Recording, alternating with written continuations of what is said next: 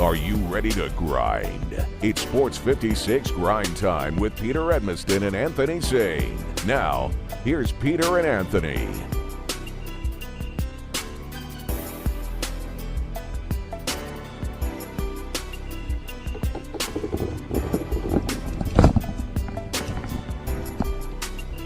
Oh, come on now. You know it. You love it.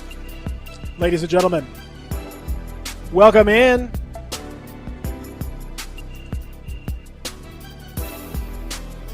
How are you doing, everybody? I hope you're well. My name is Peter Edmiston, of course. Hopefully you know that already. Our good friend Anthony Sane alongside. What it do? Yeah. What's going on, man? You all right? Told you, man. I don't speak. You got to introduce me, bro. I don't just break in talking like that. Okay. All right. Well, you doing okay, buddy? Yeah, man. You know, I don't like you start out you doing okay stuff, bro. I ain't with all that, bro. You know, I had that conversation plenty of times on there. What? Oh, yeah.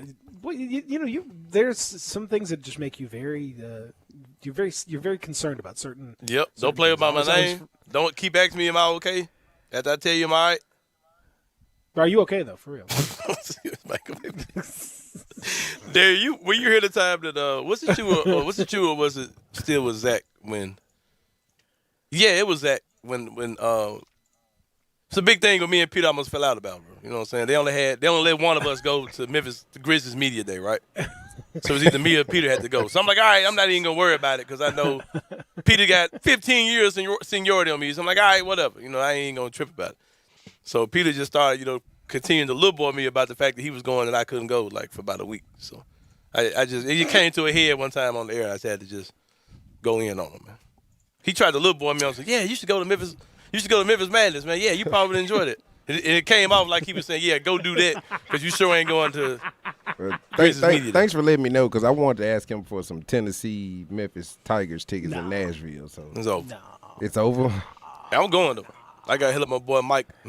Is it Schrader or Schroeder? I don't know. Sure. Yeah. I'm putting it out there. Hey, I sat on the floor last night, too, man. I've got to tell y'all that. I saw you on the broadcast. Yeah, that's what people were saying. As a matter of fact. I'm good on that, though. Like, I used to sit there all the time when I covered the Tigers with Tri-State Defender. Back during the Josh Pastner and the Tubby Smith years. I could never sit there again. I promise I'll be okay with it. You're too close. Like, people are literally right behind you. Like, people, like, I was like, nah, this felt better before COVID. Like, bro, I was sitting way too close. I was like, nah, man, I'm good. Yeah, there's some good and some bad to it, for sure. It's I like the fact that you can hear what's going the sights on. and sounds are way better. Yeah, you can see, some of the physicality of it and all that stuff definitely helps. But it's hard because you can't see the It's a little too close. I like to watch the play kind of unfold a little bit. You can see it better from up above. You kind of can see the way things are shaping up a little bit.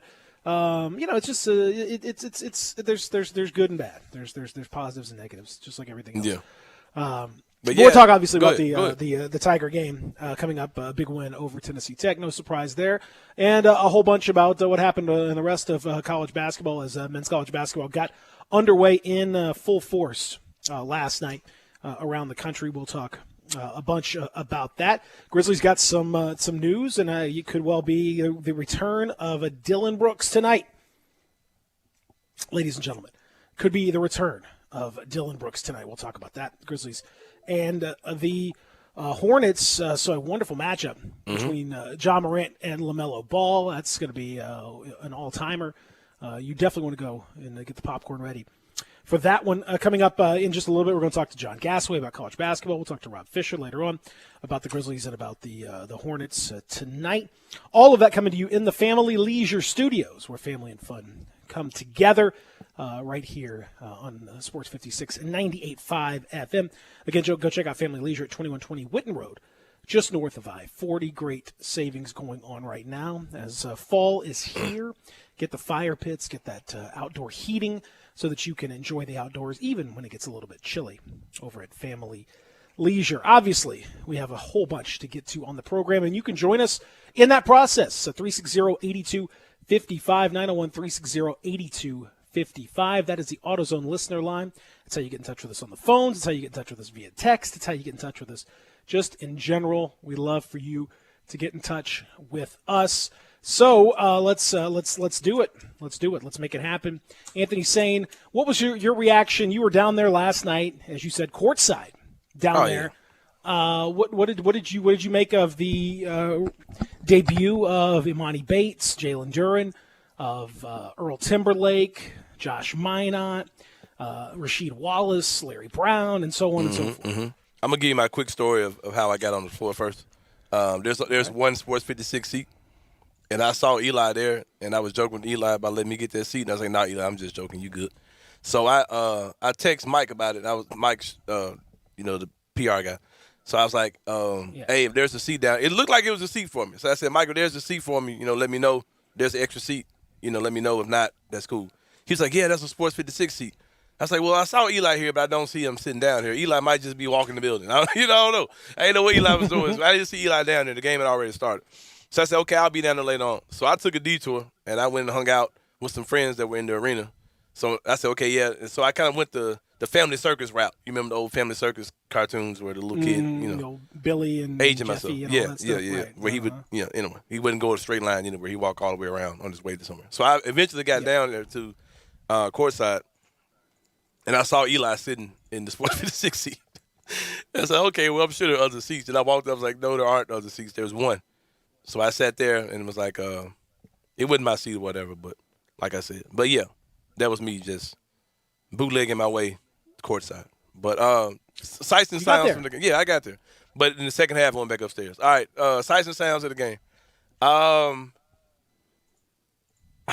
Defensively, they're going to give a lot of people trouble. I've said that before. Seeing it up close and from the media section, up top two, they're going to give a lot of teams trouble defensively because even early in the season, they look very intimidating, the stuff that they're able to do on defense.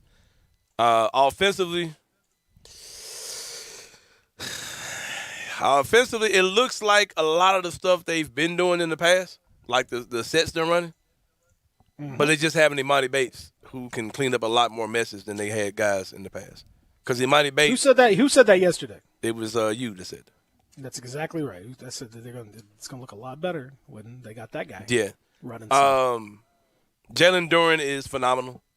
I didn't see him being the rim protector he was yesterday. A lot of those guys, man, it's almost like they're letting guys go past you to give you the false sense of hope that you got a layup just so they can just go beat your ball. Like that happened. I saw that happen probably 10 times last night.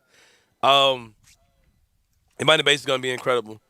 I think that he's going to be one of those guys that's going to be really unappreciated. I can't wait till we get John Gasway on. I want to talk to him about the whole 2-year thing with him because he is 2 years removed from going to the NBA. He can't go next year. I want to talk to him about what that might look like with him being here. Bates is incredible. He's not a point guard, but I think that he is a good playmaker. He's a very good playmaker, and he can do some things off the dribble, but he's not quite a point guard. But I don't really think he has to be in this offense. Duren is incredible. I talked about that. Chandler Lawson got cleared literally hours before the game last night, and he played. We talked about that with Steven Johnson yesterday. Chandler came in, did some Chandler Lawson stuff. Just kind of looked like he's going to be in the way a lot and just kind of agitating other teams with the kind of stuff he does. DeAndre Williams, it definitely looks like they're trying to make him into more of a perimeter player. Then I was thinking watching the game yesterday too. Like there were huge stretches of the season where DeAndre Williams was our offense. Like he's not like this team is a lot more skill, a lot more scorers than had last year. The kid Timberlake, I don't see it. Period. Healthy or not, I don't know what we're watching from him is healthy, but he looks like that dude in high school that was a football player that played basketball but didn't play football. He was like, man, go get your big ass out there. Play. You know what I mean? He looked like, because that dude looks like he should be playing for the Tiger football team. Like, he should be one of your tailbacks or something. Like, he's not, like, I don't see any offensive ability from him at all. I don't know if it's injury stuff or I don't know. But I don't see it in Timberlake, period. My boy Josh Minot, who I'm pulling for, seeing him in person that close, like actually playing basketball, dude has some of the longest legs, shortest torso situation I've seen in a while. He looks extremely gangly, like he's really long. Like that kid might be 7 feet tall, like being for real. And he looks like I told this to Eli yesterday and to Clayton Collier, the king of Collierville, of the Collier clan. I said he looks like a very tall baby. And that's the best way I can describe. He does. He looks like if a baby was 7 feet tall. That's what Josh Minot looks like. He came out, splashed the easy 3-pointer. He's got one of those games where he looks like he's not engaged at all, like he doesn't care, like a kid that they're making play basketball. But he can play though, man. You know what I mean? And there's a couple things I'm worried about. It seems like Penny's trying to play too many guys, even in a blowout type game like that, because Greg Gaston's favorite player, what's the kid's name? The shooter, freshman, 6'7", trying to avoid saying white guy. Oh, come on now, say it. The white dude that can shoot. Camden, yeah. Greg Gaston's guy. He didn't play at all yesterday, which is strange. And Penny played a lot of guys. A little bit too much Jaden Hardaway for me. Jaden played well, but it just seemed like it's. And then he redshirted Jonathan Lawson.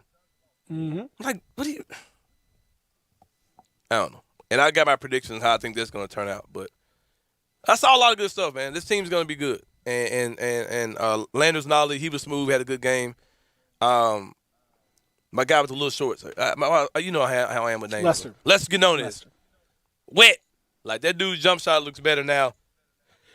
He feels it looks like he's super comfortable with it. Like, his jump shot is it feels like it's going in every time. Between him and Landers Nolly, you've got two guys who I think are just going to be phenomenal shooters throughout the season. They're going to be good, man. Like, they're going to be tested by better teams, of course, but when they were going and they were cooking, no, it was going down. And you could feel the tension in the arena because the Tigers they were a 28-point favorite.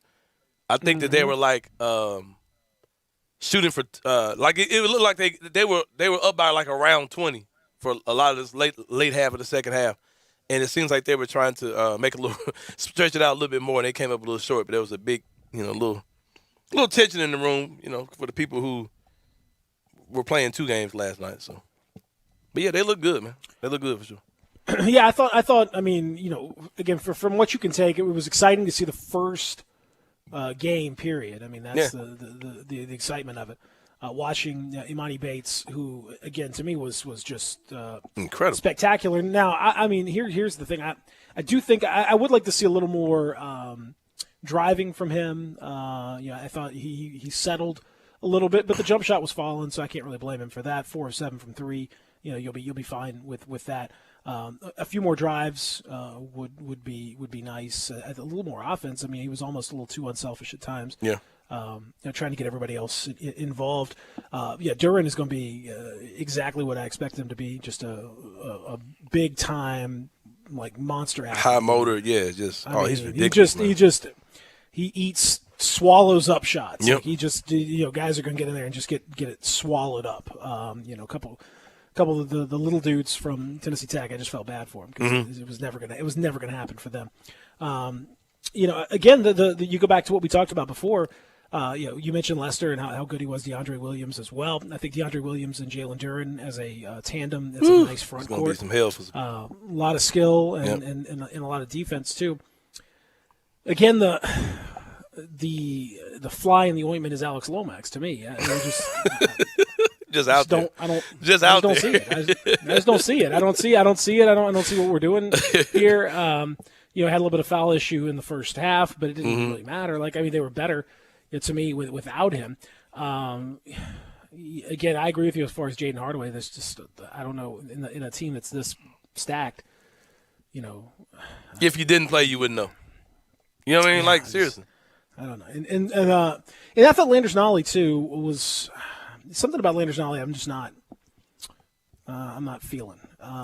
There were sometimes he really looked like he was looking for his own shot. I don't know. It feels like he's going to blow hot and cold. Like I don't know if I'm putting too much of. You mean his like own on the court personal- or just like in his head? Yeah, on the court. Well, both. I mean, I think it's going to lead. One's going to lead to the other. Because I think there are times he's obviously a good passer and he passed the ball well, but then there are other times where it looked like he was just bound and determined, had his head down, and he's going to try to get his. And if he's going to come off the bench, I wonder if he's going to come in with that kind of an attitude. And there's no point. There's no point in doing it that way. I just don't.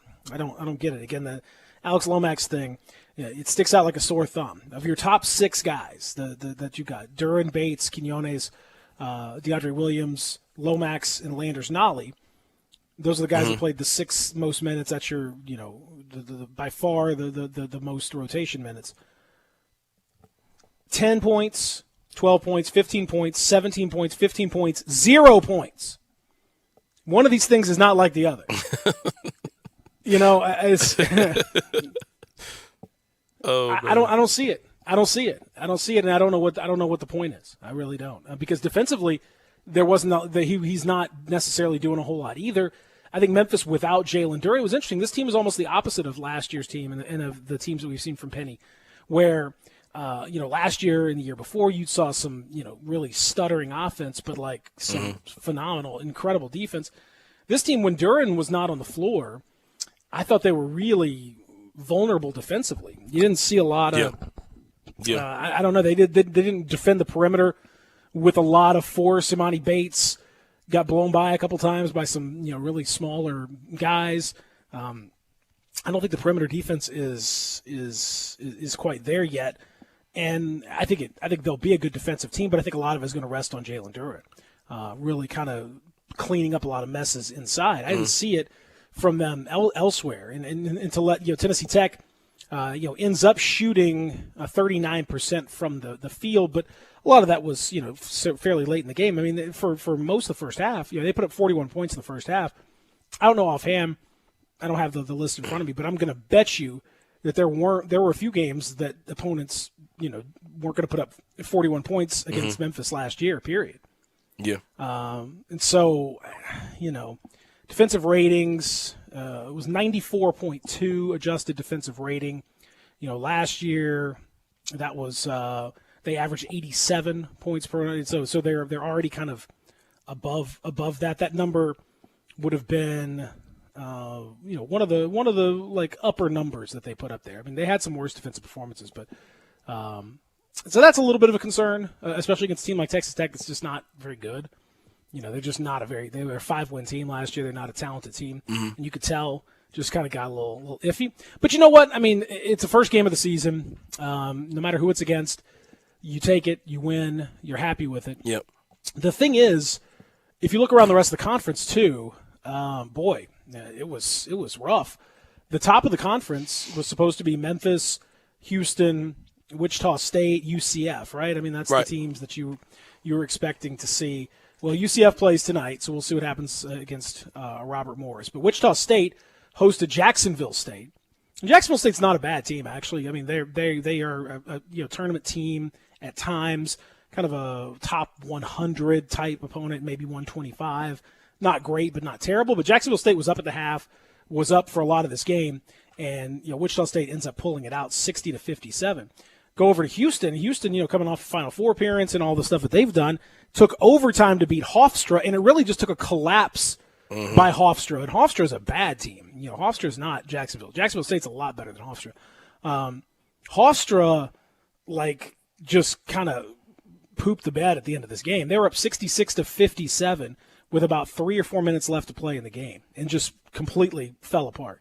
And just really bad offense down the stretch, and Houston survived, but they didn't really deserve to win that game. So those are the best teams in the American.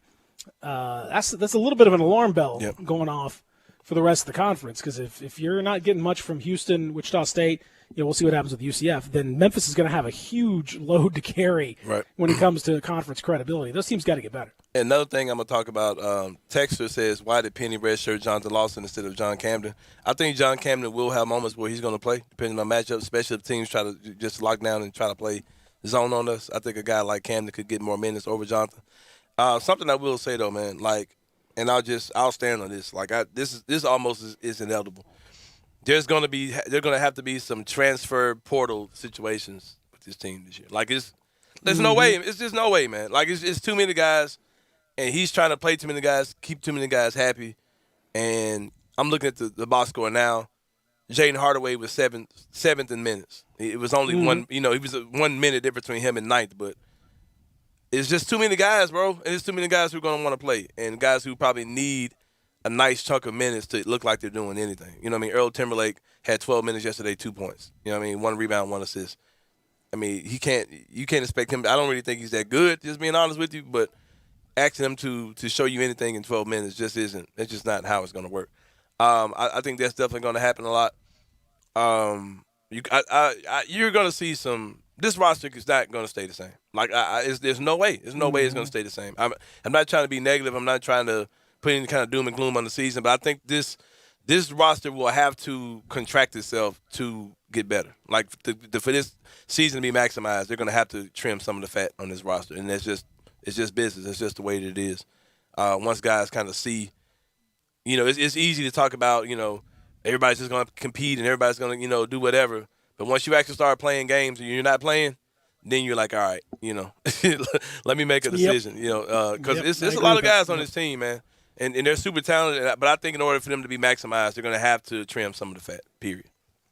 Yes, indeed. All right. When we come back, we'll talk to our friend John Gasaway about what happened in a very, very busy first night of college basketball. Real Sports Talk, Sports 56.98.5. Happy Hour has a new time. Join Johnny Radio for Sports 56 Happy Hour now from 11 to 1 every weekday on Sports 56 and 98.5 FM. Hi, I'm Troy Fivesh, owner of Fivesh Roofing. Sunday, today and today only. And for the first 50 callers. These are things you will never hear me say in my ads. Because if you're honest, sincere, and knowledgeable, you don't need fast-talking, high-energy, gimmick-promising advertising to get someone's attention. Speaking of that, how do you think companies can offer huge rebates and giveaways when you use their services or products? By overcharging you in the first place. That's how. 5S Roofing doesn't operate that way. It's misleading and dishonest. When I provide a customer with the best products and the best service, and I do it for a fair price, why would I need gimmicks? Best products, best warranties, and the best service possible. That's all we offer.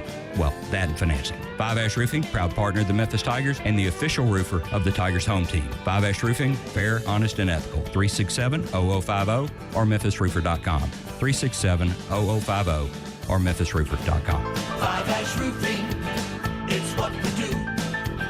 We're here for you. Family Leisure has done it again, and just in time for the holidays, they have the ultimate game room sale. From pool tables to theater seating, Family Leisure has you covered. If you like pool, or you like shuffleboard, or you like air hockey, there's a special price, and your friends will love coming over to your house if you want to watch the big game, or you want to watch a movie on Netflix or HBO. You can't get more comfortable than you will be in that beautiful theater seating that Family Leisure has, and it's on sale with the Ultimate Game Room Sale. Free delivery, by the way, on all in-stock items. 20% off on all game room accessories. Hey, beat the Christmas rush and get your game ready right now. Family Leisure, I-40 and Whidden Road. They want to make the holiday special at your house this year with the Ultimate Game Room Sale from Family Leisure. Hey, congratulations on the new time slot. Thanks, and congratulations to you for, let's say, doing commercials for Central Barbecue. That was very diplomatic. Hey, doing commercials for Central Barbecue is nothing to sneeze at. You get to tell everyone about the best slow-cooked Memphis-style barbecue there is, plus all the other great things at Central Barbecue, like the ribs and the smoked chicken wings and the great bologna sandwich. You get to tell them about those things. Actually, you just did. You just did the one job I had to do today. I mean, I didn't mean to. Fine. You get the new time slot, and you get to tell everyone about Central Barbecue. Hey, Jeff Allen, Randy here. It's time to party down and get happy over there at Gossett Kia South Mount Moriah. That's right, Randy, and we'll make you happy with the 41 MPG 2022 Kia Forte, $189 a month, 36-month lease, just $29.99 due at signing. Or a 2022 Kia Sportage LX, $199, 36-month lease. Plus, don't forget 2022 Kia Sorento LX. You Gossett at $289, 36-month lease. And they're both only $34.99 due at signing. Plus, you'll always get Kia's 10-year, 100,000-mile powertrain limited warranty. So whether you live in Horn Lake, South Haven, Olive Branch, or Memphis, we'll make you happy at Gossett Kia on Mount Moriah, 2680 Mount Moriah, or KiaMountMoriah.com. All 36-month leases, $650 acquisition fee, 30,000 miles per year, 20 cents excess mileage, must finance through Kia. Forte, NE 415,838, MSRP 21,535, Sportage, N7011, 110, MSRP 27,635, Sorento, NGO 83,556, MSRP 29,215. Includes all rebates and incentives, must finance through Kia, excludes tax title and license with approved credit. See dealer for complete details. Offer valid through 11/30/2021. Dealer stock only. Now, back to Sports 56 Grind Time. Here once again are Peter Edmiston and Anthony Sane. Don't say nothing, just give it here. Don't say nothing, check with the blunt, don't rap with the man, let the thing, cut the check. Give it here. Don't say nothing, give it here. And don't say nothing. Oh, man, we got a lot to get to. Yes, sir. Hour number 1 of Grind Time, man. Who else will we talk to? Who else will we talk to about all this? I can't think of anybody. But our good friend, the one and only, John Gassaway. ESPN Plus, ESPN, formerly Insider, all of that good stuff. In a very busy man, I'm sure. Last night, watching how many of the 150 or so games did you watch at least a little bit of? I saw some of Duke, Kentucky. I saw a little bit of the ladies' game too, South Carolina, and I think it was, don't say it, the NC State in South Carolina. I saw a little bit of that, saw a little bit of Kentucky. Okay. Because I was at the game, so I couldn't really watch anything unless I was in the lunch cafeteria room or whatever. But yeah. Do we have our good friend John Gassaway on with us? Yeah, I'm Sounds here. like we do. Yeah, John, how many of the games did you watch last night? Several, not all 100 something, but it was a fun night. That was the most games, not only I think of any opening night. I think it was the most games that have been on a night. Period. Everybody jumped in, which means the next few nights are going to be kind of lame. But last night was great. Yeah, enjoyed it. It was all there. You can rewatch some of last night if you don't want, if you're not getting excited about UCF and Robert Morris tonight. You want to find something a little different, then you could do that. Let's start with talking about the University of Memphis. Obviously, went over Tennessee Tech. No surprise there necessarily. In a very balanced attack from Penny's crew, and we saw the beginnings of Imani Bates and Jalen Duran. Did you get a chance to poke your head in and watch a little bit of what they looked like? I have to say, pretty much as advertised. Very good looking couple of athletes there for sure. Yeah, basketball is fun when you make your shots, and a couple of really good looking athletes. One of whom, Bates, made 4 threes. That was 13 threes for Memphis. Mm-hmm. It took me back to the I don't know if everybody is a basketball diehard like me, but I was watching Memphis in the NIT.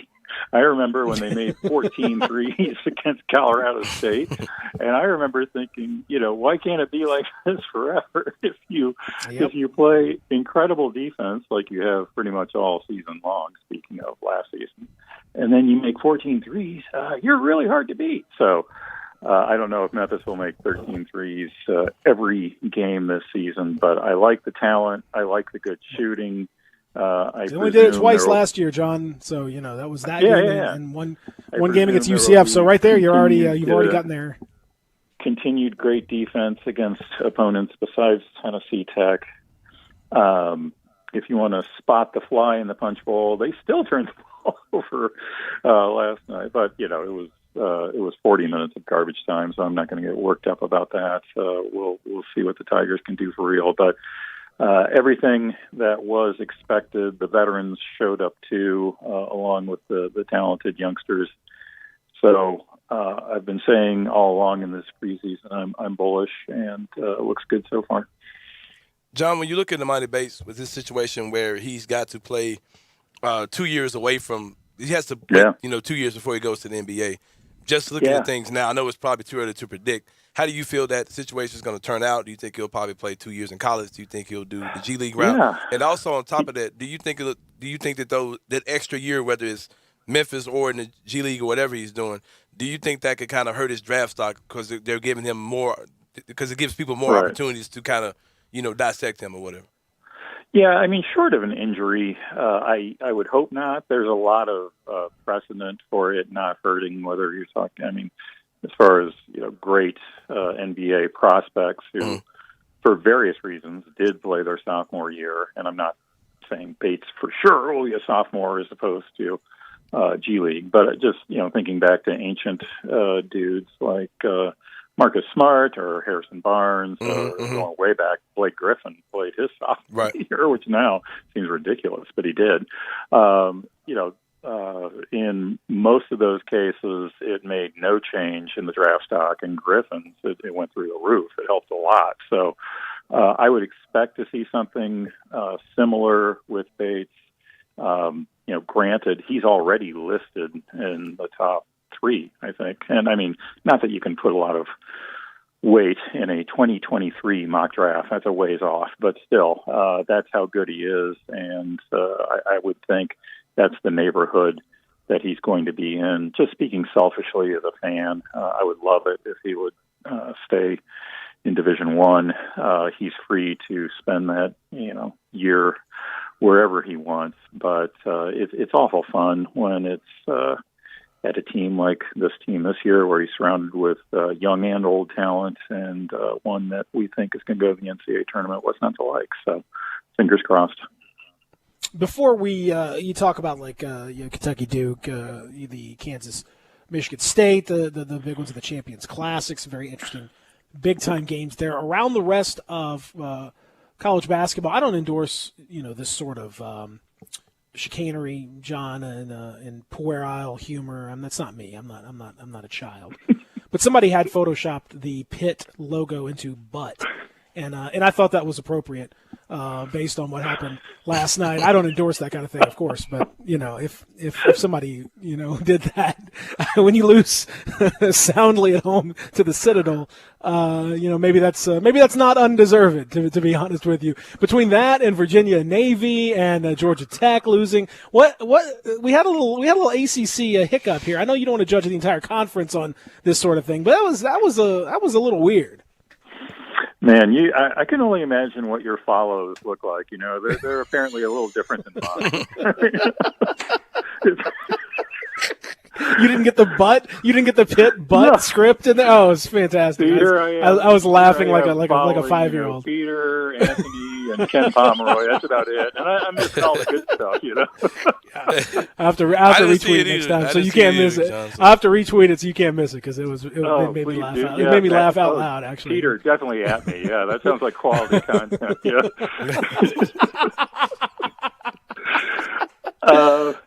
The ACC lost 3 games. My choice in, this is on the record. You can Google this. My choice in the official ESPN ACC preview, being the lone voice of doom on Pitt, last place. That sound you hear is me patting myself on the back. That looks pretty good now. Did you do the butt? Did you do the butt script? You might have done that, actually. Now that I feel like, think about it. People, when asked to rank, last place team in the ACC for the last decade, they've just been like Boston College default, And I said, no, darn it, Pitt. It doesn't look good, and it doesn't. Virginia lost at home to Navy. That was a veteran team on a hot shooting night, but Virginia. Speaking of games you watched, I watched a good portion of the second half, all of which during that time Virginia couldn't score. So with all credit to Navy, Virginia did look terrible. And Georgia Tech lost. So, that's 3 bad losses. I was not as high on Virginia, again, as my cohort seemed to be. Definitely not as high as the AP was, but I'm not going to be gloom and doom on them. Tony Bennett has a pretty solid track record. If they can find somebody who can make some shots, they might yet turn out okay. But it's like the Big Ten in the NCAA tournament last year, Michigan notwithstanding. You get these chain reactions, and people pile on. And to quote Hyman Roth, "This is the business we've chosen." And right now, it's the ACC that's looking really, really meager. Chet Holmgren made his debut yesterday. Had a super efficient game. What do you think about that? And do you think there's more of that to come, or what? Cannot wait to see him. I want to see a little stronger opposition. No offense against Dixie State, but what is Dixie State? What are we doing? Dixie State is in St. George, Utah. That seems so weird. You'd think that'd be that some doesn't needs to be right canceled. South of the Mason-Dixon line. South of the Mason-Dixon line, I would think for sure. Yeah, sounds like a that protest section waiting to of happen. Utah. That section of Utah is called Dixie because in the 1800s the Mormons thought they were going to grow cotton, and now people are telling Dixie State, "Hey, we don't really like this." Yeah, I think I'm out on name. Dixie State. And so they are moving toward changing their name toward the much less confusing Utah Tech. But that's probably more info than you wanted on Dixie State. But that's great. That's phenomenal. Right? That's phenomenal. Real information. Ranking right up there with yesterday when my daughter pointed out that beaver butts smell like vanilla, which is true, and it's absolutely 100% true. So very fun, fast facts all the way around. We enjoy it. There's a recurring theme in your comments here today. See, this is really eerie. I love Chet Holmgren. He showed what he could do at the FIBA U19 World Cup. I fully expect the hype to be justified. As we might get around to talking about a couple of Duke freshmen here soon. The hype there turned out to be justified, and we know it was because they were playing Kentucky. Gonzaga has some great opponents coming up, and I cannot wait because 7'1" makes threes, ridiculous velociraptor kind of standing reach, block shots. It's going to be so much fun to watch all of these freshmen and all of these very, very old veterans that we have in the game. I'm really excited about this season. Paolo Banchero, pretty good indeed for the Duke Blue Devils, but maybe outmatched a little bit by Trevor Keels, who looked awesome. Pretty good, in this game. And if it hadn't been for Mr. Sheboy, who was absolute maniac on the offensive glass, it may have gotten even worse for Kentucky. Yeah, that was just a fun watch all the way through, and Sheboy is going to be a monster. Here's one where I don't get to pat myself on the back, but he was my preseason choice last year for Big 12 Player of the Year. He didn't even play in the Big 12 last year. He transferred, so shows what I know. But I did rate his talents highly, and while he was on the floor, he did look great, and he was overshadowed by both Banchero and Keels, who looked phenomenal. Keels had the higher output, but and he's going to be a load. I mean, he's a full-grown man at whatever age he is, 18. He's a freshman. Banchero is 6'10". He initiates the offense, and then if he doesn't like what he's seeing, he passes it off up top, and then he posts down low. In his first college game at Madison Square Garden against Kentucky. So that's going to be fun to watch this year. He is every bit as skilled as everybody was saying he is. And I would only put in a plug for Mark Williams, who last year Duke got waylaid by the COVID bug in the ACC tournament. And at that exact moment, he was just like coming alive and dominating opponents. So Duke could be good, really good this year. And I will enjoy watching the development of all these guys. I forget the name of their coach. I understand he's retiring. But the players are going to be really, really fun to watch. Something like that. Yeah. Kurzewski is his name. He's a up and comer, I believe, at the age of 70, whatever. 5, I don't know. Keep your eye on. Give him a follow, folks. Yeah, he's pretty good. Pretty good at coaching, I'm told. Did you think that it was the right thing for John Calipari to do, to kind of give a little extra rope to Ty Washington, who I really like what he can theoretically do. It looks like he's going to be a player, but he just looked lost out there. In that matchup, ends up going 3 of 14 and kind of rushing things, and looked like he was forcing it a bit. Cal's not always known for a long leash, but it looked like he was giving him a chance to work through it. Did you like the rotation?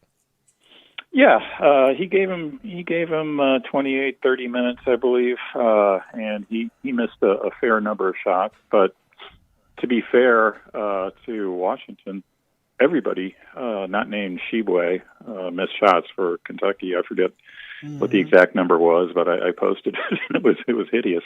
So he had company. If the hype is correct, Washington will work it out.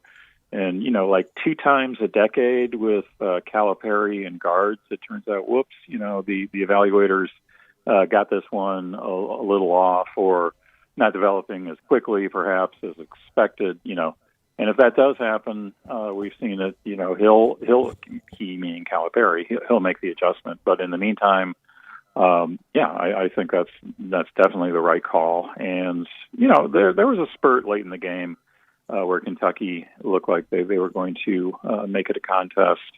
This is just one game against what I think might be a number 9 ranking might turn out to be slightly low for Duke based on what we saw. So no particular shame losing this outfit by 8 points in the first game of the year.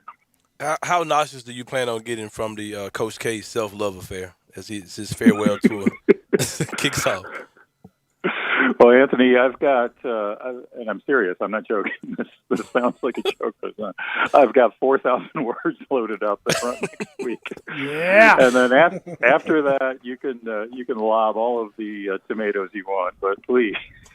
Oh, it's coming. It's coming. My 2 cents worth on the Coach K career.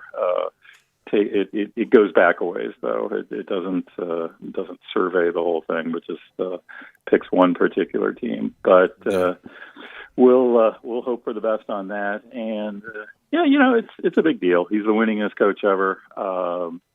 He seems to be limiting his media appearances, and that will, in the long term, perhaps turn out to be a blessing. So if we can strike the right balance here, and I don't think that this can be happening the whole year, but conversely, when we get to the end, and we know that every NCAA tournament game could be his last in the winningest career of men's basketball, at least ever. I actually think that's going to be kind of cool. So we'll see what happens between here and there, but the potential is there for grievous nauseousness, and we'll hope that does not come to pass. Oh, it's gonna be bad. The possibly literal wreaths being given pregame and all sorts of honors and such. Wow. Like a Kentucky Derby winner. That would be cool. I think so. Yeah, I think he's gonna get wreaths, yes, before, and jugs of milk or whatever. I can't imagine what else he's gonna get. The Kansas Michigan State game, John. The precursor to the Duke Kentucky game. Very impressive performance, I thought, from Kansas, and 87-74, and it really wasn't even that close. It never felt like Michigan State was going to get back into it. And, no Jalen Wilson for Kansas too. So, I mean, I thought that's a big time night for Kansas. Yeah, I mean, there were a couple things happening at the same time. Kansas just looked fantastic, every inch the number 3 team in the country.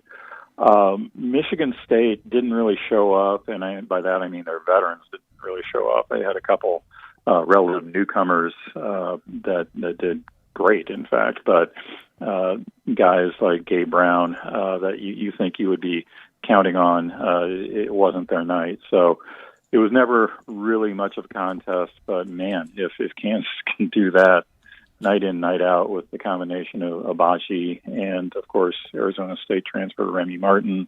Officially, Martin was the preseason Big 12 Player of the Year. But I think it's a situation where no fewer than 3 different Kansas players received votes.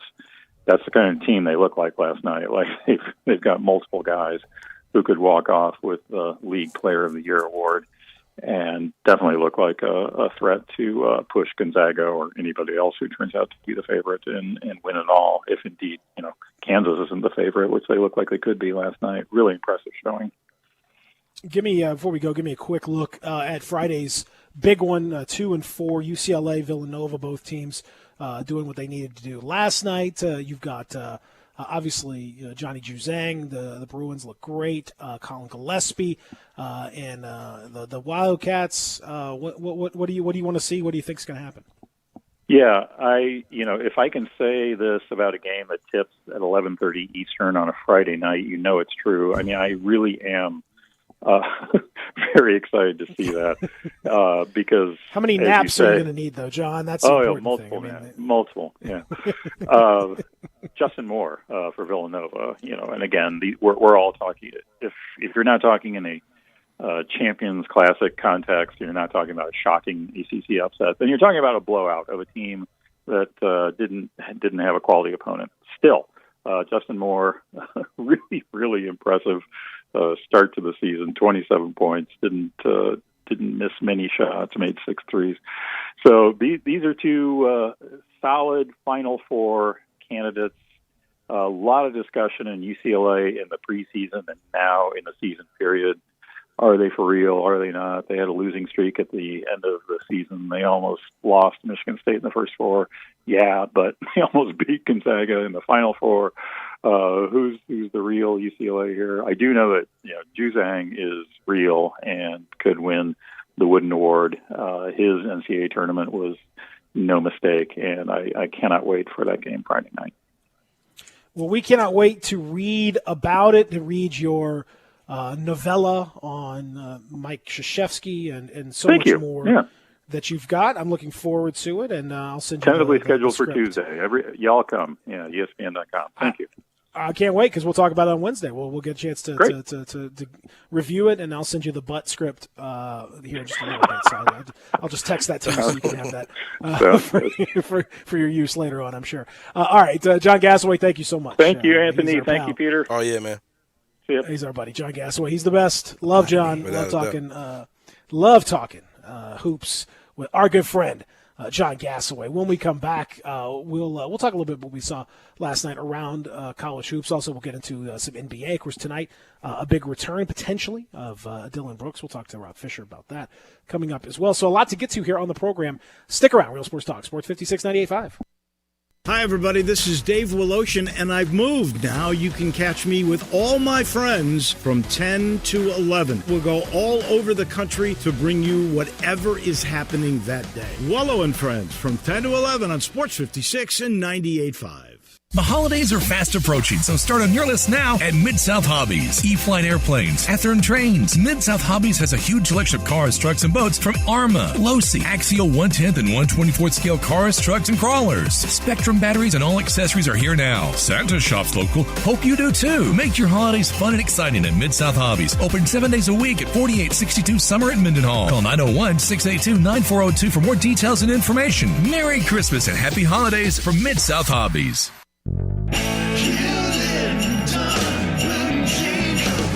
The Christmas spirit is here at Hewlett & Dunn. Boots, casual boots, work boots, hiking boots, fancy boots, even safety toe boots. Lots of hats to choose from Whiskey Bent to Red Dirt Hat Company. Tremendous Christmas selections just arrived from Outback Trading Company, STS Ranch Wear, good-looking duck head dress shirts, duck head caps and pants. Tons of jeans from Area, Wrangler Devil Dog, and Kimes Ranch jeans. At Hewlett & Dunn, we have a great selection of Old South t-shirts and caps, fine clothing from dress to casual to Sunday best. Enjoy choosing from OFO's orthopedic-approved shoes, boots of every size, every color, every skin. Just arrived from Santa, toy guns for the kids.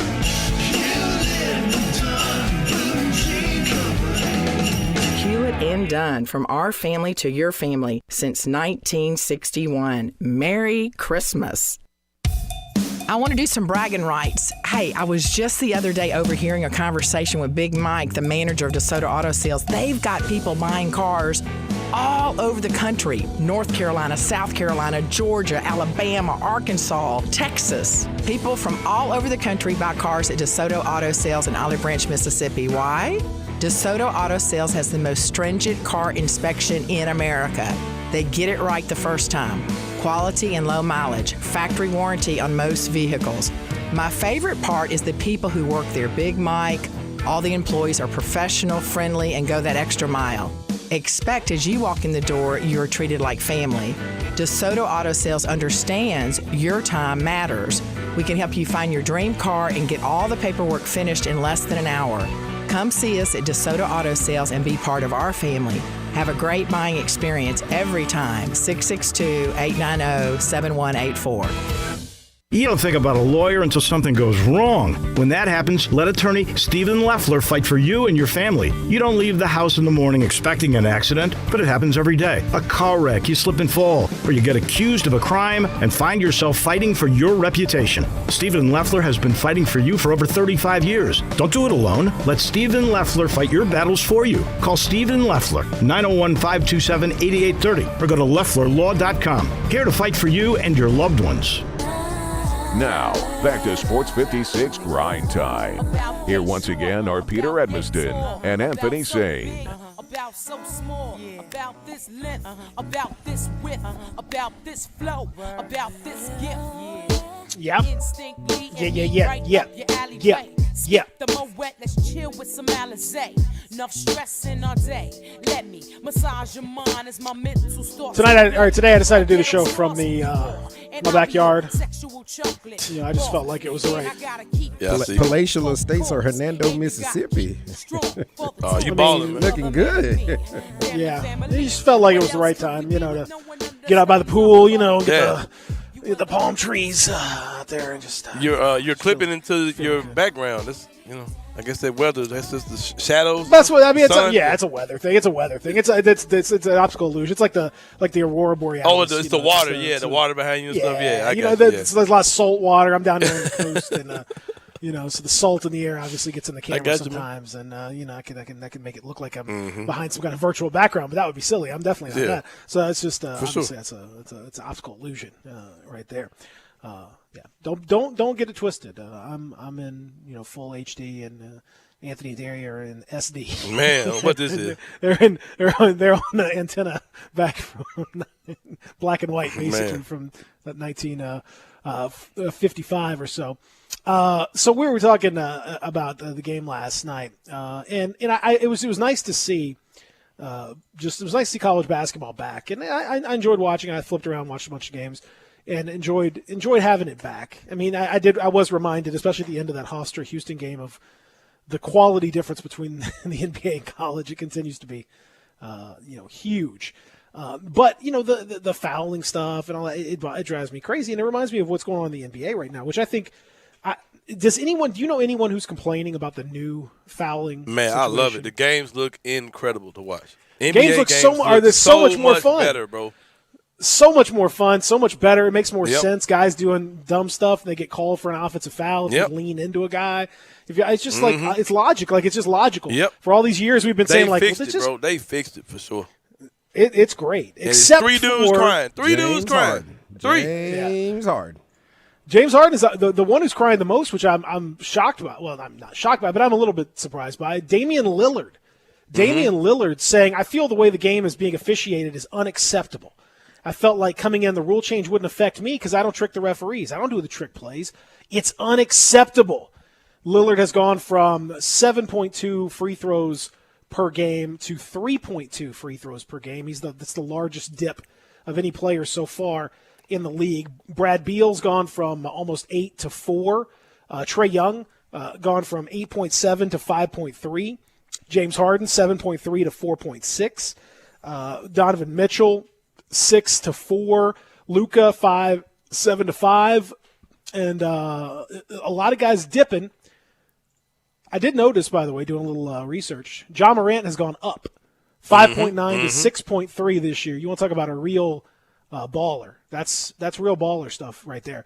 If they change the rules on you and you go up in free throw shooting, then again, that tells you the reality of where you are.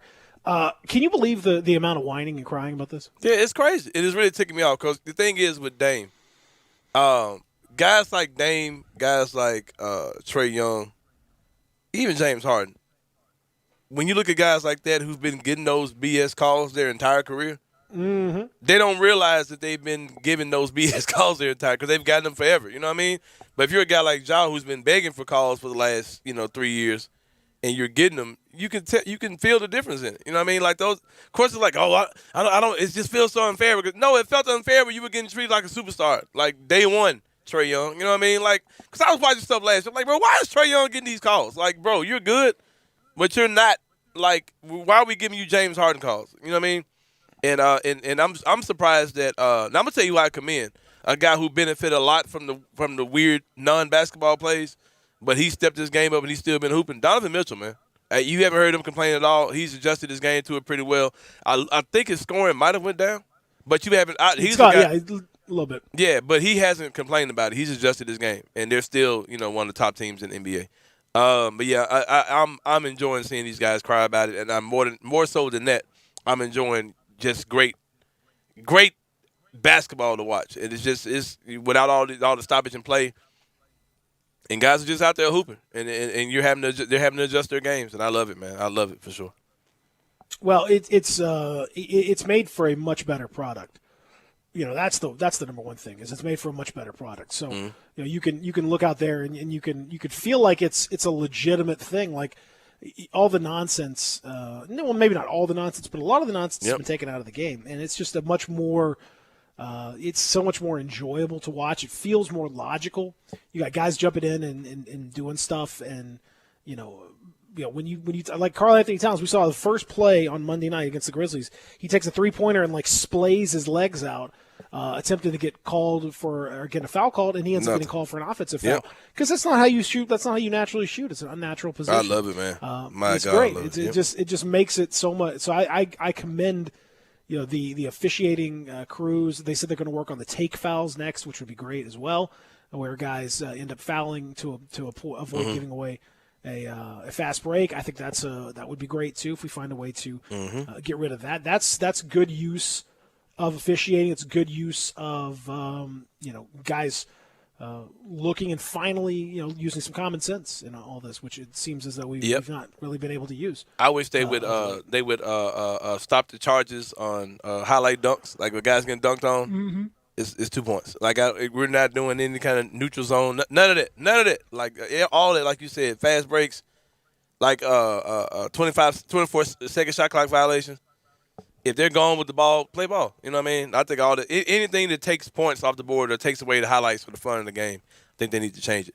Peter, you got to let me talk about my favorite NBA story of the day that happened that I've read. I don't know if I sent it to you ahead of time, but you got to let me talk about this.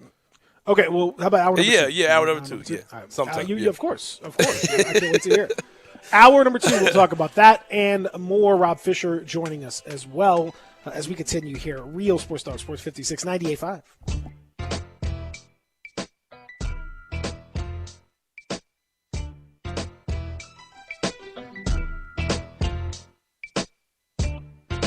The original hot dog factory and Spice Wing, located at 4265 Hex Cross Road near 385. The menu offers a variety of all-beef hot dogs with over 20 choices. Try some of the best-selling favorites like the bacon wrap Memphis dog and even sausages like street Polish, Italian, or Jamaican jerk chicken. Open 7 days a week, Monday through Saturday, 11 till 10, and Sunday, 11 to 8. Catering and event hosting is available. Have your next meeting or family gathering at the original hot dog factory. Now hiring team members. Apply in person. The original hot dog factory and Spice Wing.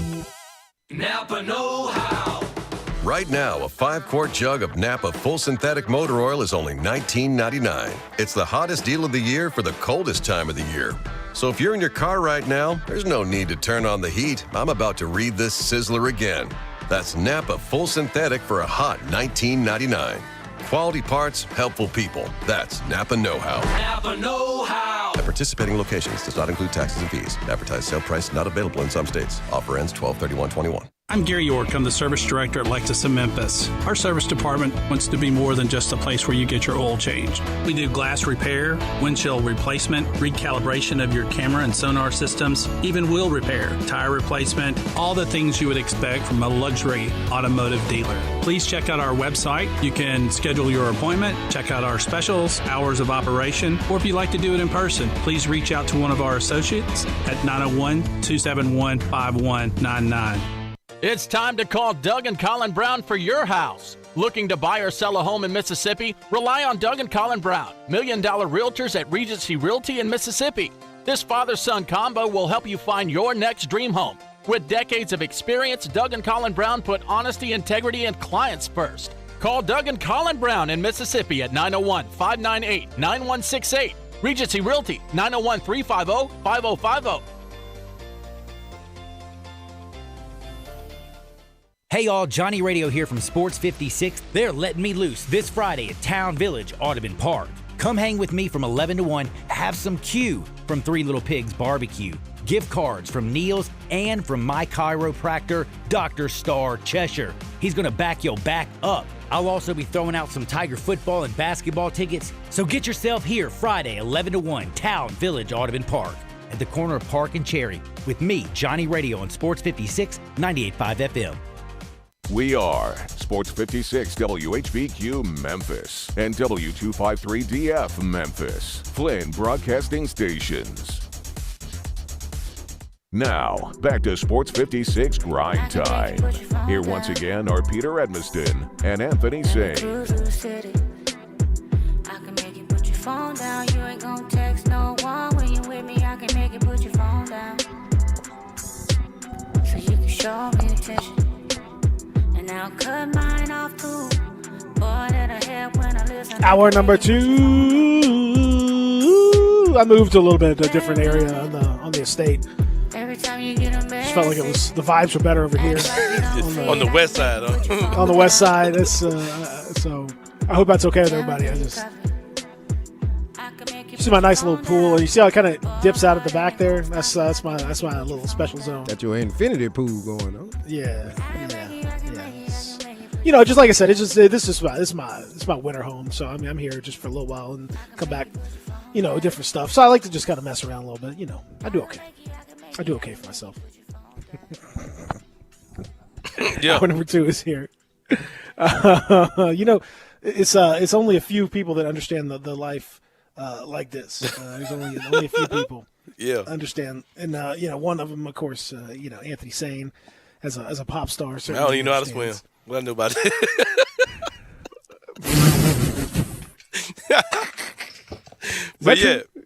Is that true? No, I don't know how to swim. Man, I'm black. You don't know how to swim? No, I'm black, man. What are you talking about? Dan, you know how to swim? I be stroking. Oh, well. See? I'm outnumbered today. I guarantee you Zach knows how to swim. I be stroking. Deacon Zach knows how to swim. Deacon Zach knows how to swim. I mean, he has to. Baptism, baby. Might just be. Man, Exactly. You got to learn how to exactly right. You're swimming in the Lord. You better learn how to swim. You got to baptize him. Man, why don't you learn how to swim? You and I think with Greg Gaston. I don't know. Come on, get There's get a pool yourself. right there. Greg don't know how to swim? I don't think so. Greg might be too swole to swim. That's true. That's possible. And them arms get to going, man. What about Gabe? You hurricane. teaching Gabe how to swim? Yeah, Gabe knows. Like he's. Well, see, there you go, man. Come My on, your daughter son knows. knows. Sabrina knows how to swim. Sabrina's a fish. See, why not Dad? Come on. Come on, man. Too old for that. No, what are you too old for that? Get in the pool. I got a guy that can teach you. All right, say Yeah, you can get in the class. You can get in the class with my kids. You know, no problem. See, Bunch of 6-year-olds, and you're like, come on, man. I see you. Me and your kids. I'm gonna have a little nose pigeon thing and the big goggles. That's right. Come on, Anthony. With, like, come on, buddy. with Mickey you can Mouse do or something on it, or go get the Avengers. I throw a little Avengers, and they have to go down and then dive down and Go get get it. it, Get yeah. the Avenger. Go get Captain America. Let's go. Yeah. Oh man. I bet Rob Fisher knows how to swim. Sure he does. Does he? Man, Rob Fisher, I can swim. You know how to swim? Say that's what. I'm a great swimmer. Great. That's what I figured. The palatial estate that you've got, I've got. You have to learn how to swim because it's just. And I got friends with pools, which are the best to have. That's the best kind of friend to have, honestly, is the friend with the pool and the friend with the pickup truck when you need to move things. Those are two top quality friends. That's right. I had a friend who moved away, but he had both a pool and a pickup truck. He was like top notch, top MVP type level. It was very sad when he friend moved away.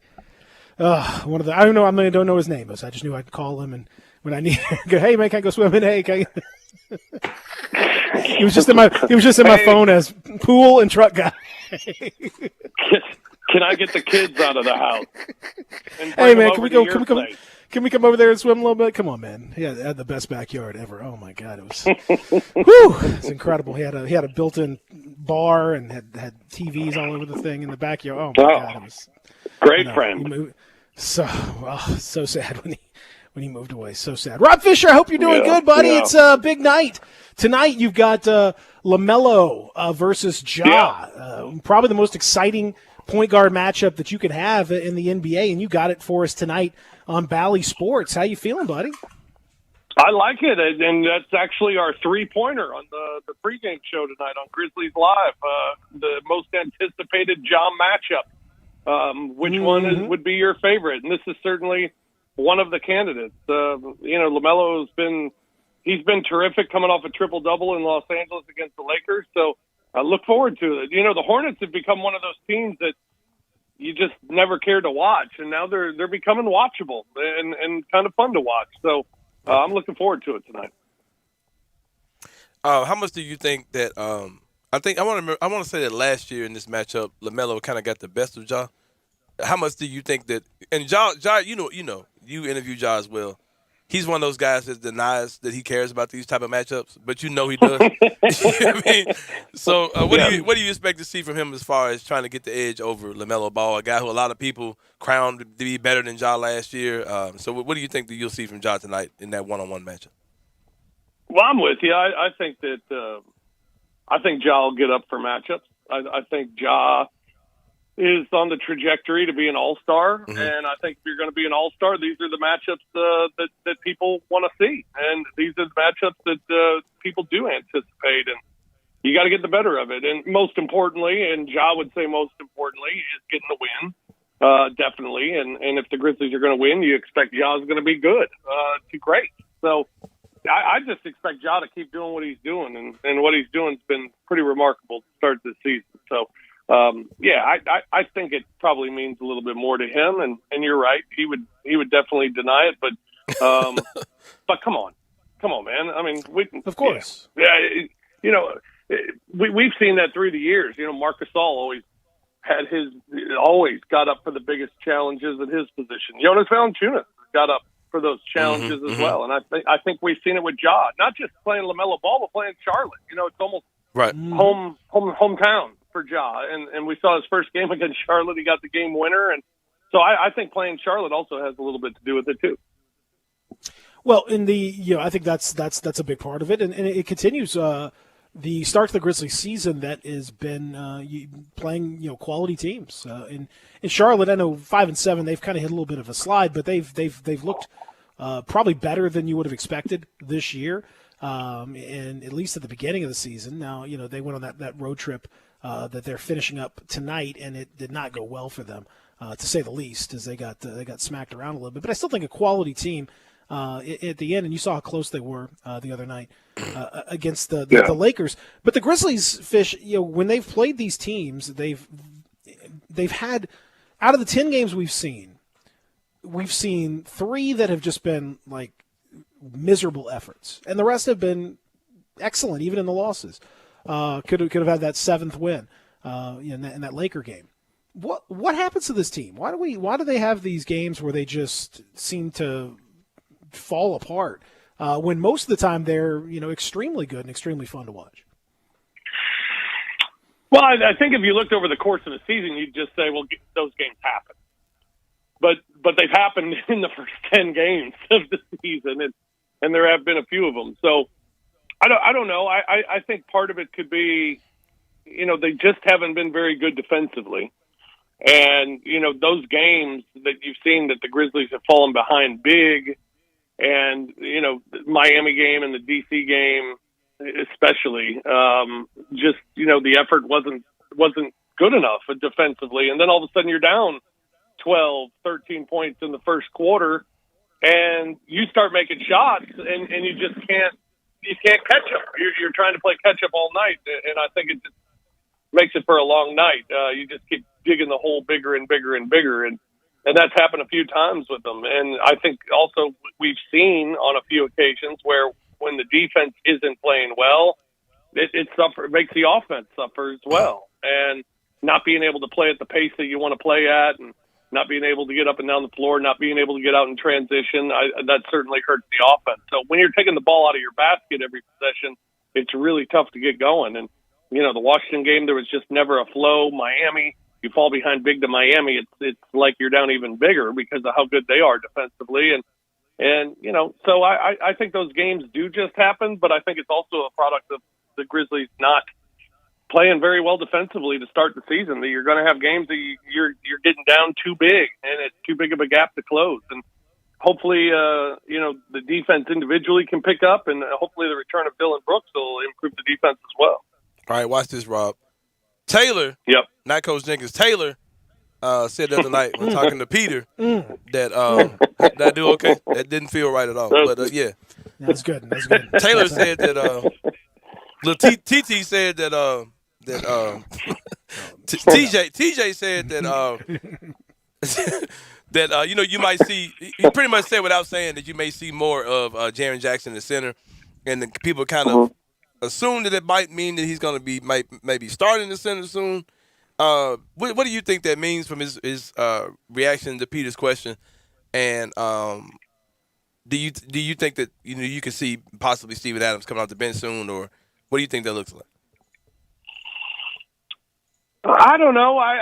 It's interesting. I think that I don't know if you want to screw with the lineup too much right off the bat. And certainly you can't start 4 small guys alongside Jaren. That wouldn't work. So I guess I'd be surprised if that happened anytime soon. But I think what we've already seen and will continue to see is how the Grizzlies are finishing games. I mean, when they're finishing games, Steven Adams isn't on the floor and Jaren's playing at the 5. Maybe certain matchups will dictate that changing, but that seems to be the trend, at least at this point. That's the way that they're going. And Jaren kind of starting at the 4, but being the backup 5 and then getting a lot of minutes at the 5 as the game progresses. I mean, really, you look at the Washington game, you can forget about really noticing anybody. But even the Minnesota game the other night, you start to think back and you're like, wow, Steven Adams, I don't really remember what happened.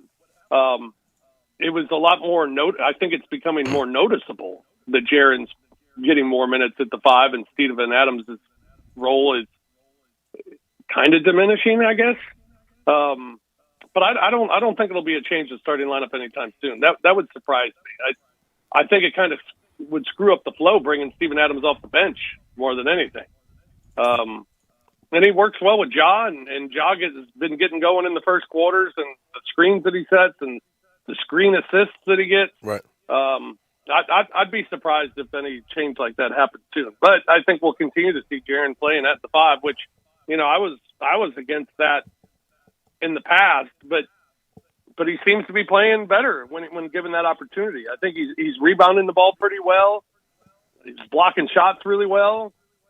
He's scoring in the paint at times, and he's so athletic, and he's got moves that he can get to the basket with ease. So I think it's been pretty impressive what Jaren's done at the 5 so far this year. So I think we'll continue to see it more. Jaren also said at the end of his press conference Monday night, 2-4, storm is coming. Mm-hmm. Get That's ready. Right. Dylan Brooks has been listed as questionable. Generally with the Grizzlies, that means that he's going to play. questionable is usually basically because they don't do probable, so that's the closest they can do to probable. Not always. Every now and then you'll see a questionable, but for the most part, questionable is a good sign that he's going to play. Zaire Williams the other night was questionable. That's right. Rookies don't count. So I forget about that. That's all different thing. And let me tell you something. When he didn't play, I was shocked. I was too. I was like, oh my God, what in the world? What are they actually doing the questionable like for real? No, I think Dylan, assuming he plays tonight, does he come right in smack dab starting lineup? Who, if so, who does he dislodge? What does the return of 2-4 look like?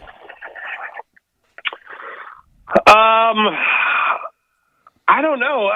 Those are all great questions that I'm looking forward to hearing, and we won't hear it until after 6:30 when the lineups are announced, because I assume Coach will say he'll go through warm-ups and we'll see how he's doing. Exactly. He'll be a game-time decision. I imagine that's what we'll get at 5 o'clock, 5:15 tonight. So we might not know till 6:30. I would guess if he's good enough to play, I would guess he's good enough to start. Mm-hmm. That would be my guess. Does he play tonight? Man, the Grizzlies didn't have shoot-arounds today, but I was at the office and I tried to ask everybody, and nobody knows, but everybody that I asked, it was about 50-50 on people who think he's going to play and people who don't think he's going to play. And but I'm kind of like you guys. When you get upgraded from doubtful to questionable, a lot of times that upgrade is an upgrade to being back in the lineup. So my guess is Dylan is going to play tonight. I hope he does. And if he doesn't tonight, I think it'll be by Friday. Maybe he plays one of the two games in the back-to-back Friday and Saturday. But I'm going to hope and I'm going to guess that he does come back tonight. And I would say when he comes back, he is in the starting lineup. And when he goes to the starting lineup, I think Anthony Melton heads back to the bench. I don't think he's playing tonight. You don't? No. Ooh. All right. See, he's 50-50. See, I love it. I'm willing to stand on that. No, I had a texter that said that he called me out for calling a weak stand. So when I was standing on Tiger players transfer, and he said it was a weak stand. Like this Captain Obvious. So I just wanted to up the ante a little bit, man. No, seriously, I don't think he's playing tonight for real. Yeah, I think at this point it wouldn't. Either way, it wouldn't surprise me. But I think we're really close, and that's good news. And hopefully it'll be this weekend for sure. Maybe Friday. I mean, I think if he's questionable tonight, if he doesn't play, I think he'll play Friday. So it'll be either tonight or Friday night, and I'm hoping for tonight. It'd be great to see him back in the lineup, because I think, Dylan, just his effort and his defensive prowess is contagious.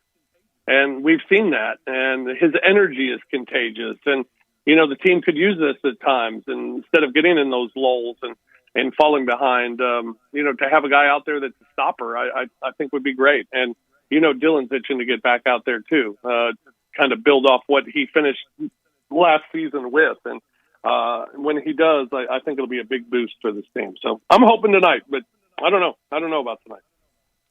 I don't know. I think he's going to play. We shall see. One way or the other. We were talking about before the break, Fish. What do you make of the way the game has been officiated? We saw the very first play on Monday, Karl Anthony Towns getting called for an offensive foul because he kicked out his legs after attempting a three-pointer. It would have been at best a no call last year. It might even have been a foul on the defensive player. We've seen more and more of it. It was a horrible effort, by the way. Oh, it was horrible. I mean, his little kick that he did at the end was so. It was so painfully obvious that he was trying to draw a foul that it was a great call. I mean, it was almost too easy of a call. It was embarrassing. I like the way it's being officiated. I liked it. Yeah, that's what I was going to ask you. I mean, I think it's been. I think it's made the games immeasurably more enjoyable to watch, even if it's cost a lot of these guys some of their free throw attempts that they're getting a little upset about.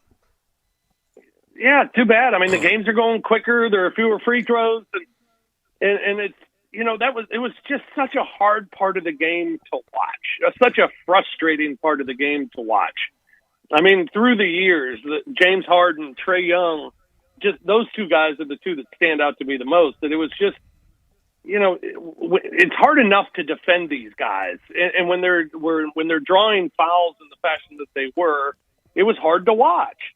So I'm glad that they've changed that rule. I hope I hope they can stay consistent with it. I think because it's hard, because it's a judgment. But hopefully it's something that, continues throughout the year and continues in late game situations. And, I think it's something that we've seen in the playoffs in the past. Those calls maybe have been cut down a little bit more, but now that it's a rule and it's implemented, I think it makes the game better to watch. It's not only is the game better to watch, there's just one more thing now they got to get rid of, and those are the take fouls. And I think there's enough uproar already, just 10 games into the season, about that I think that'll be next. And I think that'll make the game better as well, getting up and down the floor. And these take fouls are, it just slows the game, kills momentum, kills transition. And, those are exciting points of basketball to watch. So you eliminate those, I think we're going to have a great game to watch for sure. Do you think – I'm going to switch to college football on you for a second. Do you think Tennessee has a chance to I'm not going to say win, obviously, but to do kind of some good stuff against to do some good things, to be good in a good way against Georgia? I thought the game against Kentucky was one of the most fascinating games I've ever seen. They have the ball for 13 minutes and 58 seconds and score 45 points. There were 35 first downs from Kentucky to 17 for Tennessee. Outgained all over the place. Time of possession was a massacre. It's never in the history since they've been keeping that stat, no one scored more points in fewer minutes than Tennessee. So there's something cooking in Knoxville. I don't think it'll be enough to win, but can they make it at least a little bit interesting? I try to think yes. I try to think, from what I've seen from Josh Heupel's team this year, that they're capable of scoring some points. I don't know how capable they are of stopping Georgia, but they can score some points. But then I think Georgia's defense has just been so good. I mean, they don't give up touchdowns. They just don't against anybody they've played, and they've been so dominant defensively that I think it's going to be hard. I mean, I don't think Tennessee can get over 20 points, and I think Georgia will. But if Tennessee got 20 and they cover this spread, I think that'd be a good showing. If you got a couple of touchdowns against this Georgia team, I mean, that'd be better than anybody at this point. And and I think they're capable.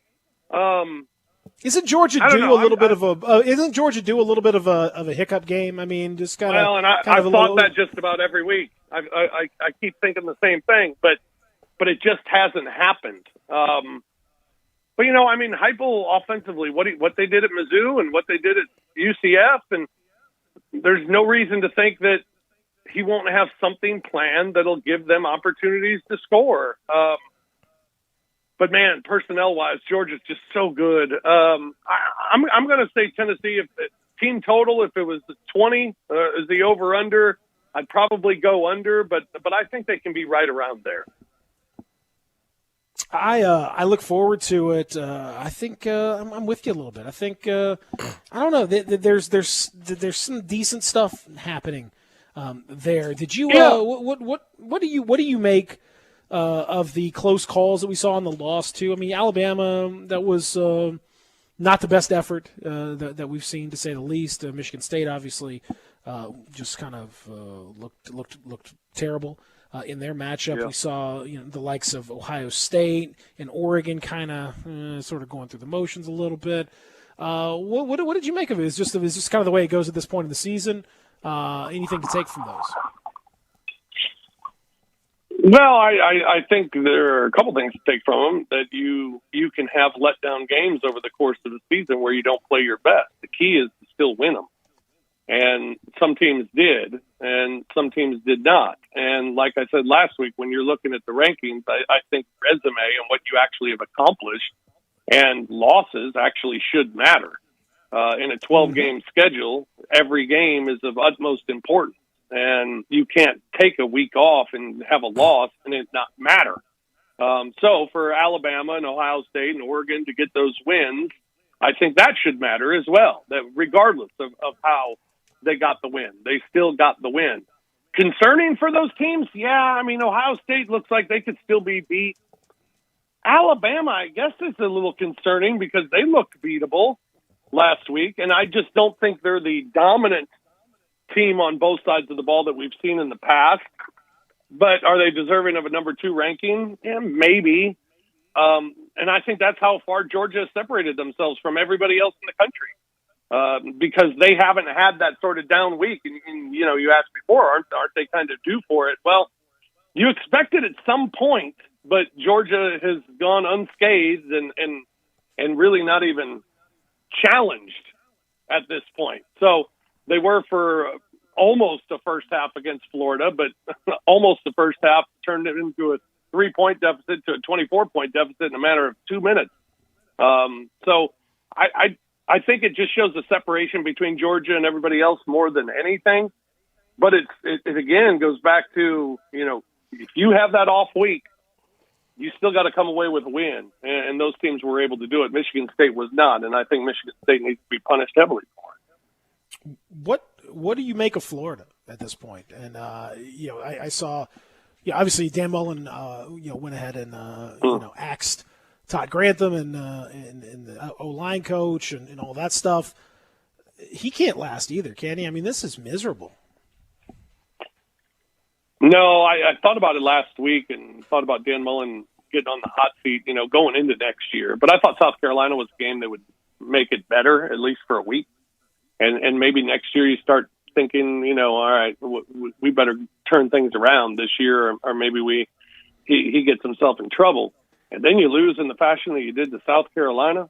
My goodness. I mean, yeah, you can fire your coaches and you fire your offensive line coach when your running game is one of the best in the country. That didn't really make a lot of sense. It's just somebody needed to go, and you made that move. And Todd Grantham is just the expendable DC. Who knows where he'll end up next in the SEC.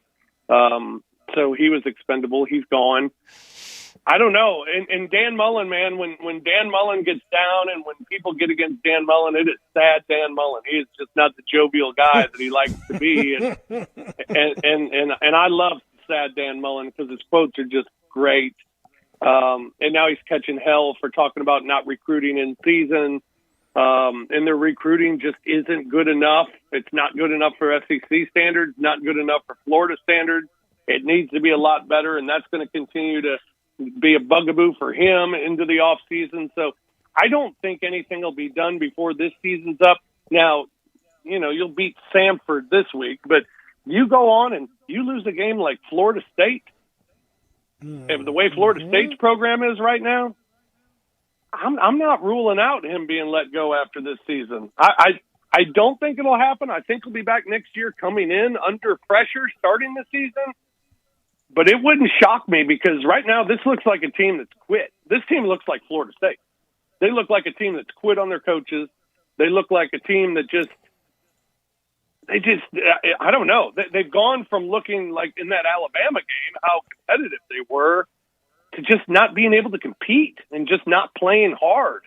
And if you lose the players, and there's 80 of them, that's hard for a coach. That's hard for a coach to recover. So I think there's still a way for Dan Mullen to get fired before the season is up. It would surprise me, but there's a way for sure. And I think Florida State, that could be it right there. It could be, and that would be a horrendous loss. Rob Fisher, we will see you tonight. Grizzlies live on the Valley Sports Southeast, 6:30. Tip-off 7 o'clock on the sidelines, post-game, you name it. He's going to be all over the place. He is Rob Fisher. Rob, thank you. And we might see Dylan Brooks. We'll see. We might. I'm here for we it. Might not. Sure. We might not. Yeah, we don't know. When all we right, come fellas. back, thank you, Rob Fisher. When we come back, Anthony Sain's favorite NBA story. I can't wait. Oh, God, yes. That's coming your way next here on Sports 56 and 98.5. You have opinions? Well, you gotta have an opinion. We want to hear them. Call or text us on the AutoZone listener line at 360-8255. That's the AutoZone listener line at 901-360-8255. Get in the zone, AutoZone. There's nothing more frustrating than when your garage door breaks down. You're trying to get to work and it just won't open.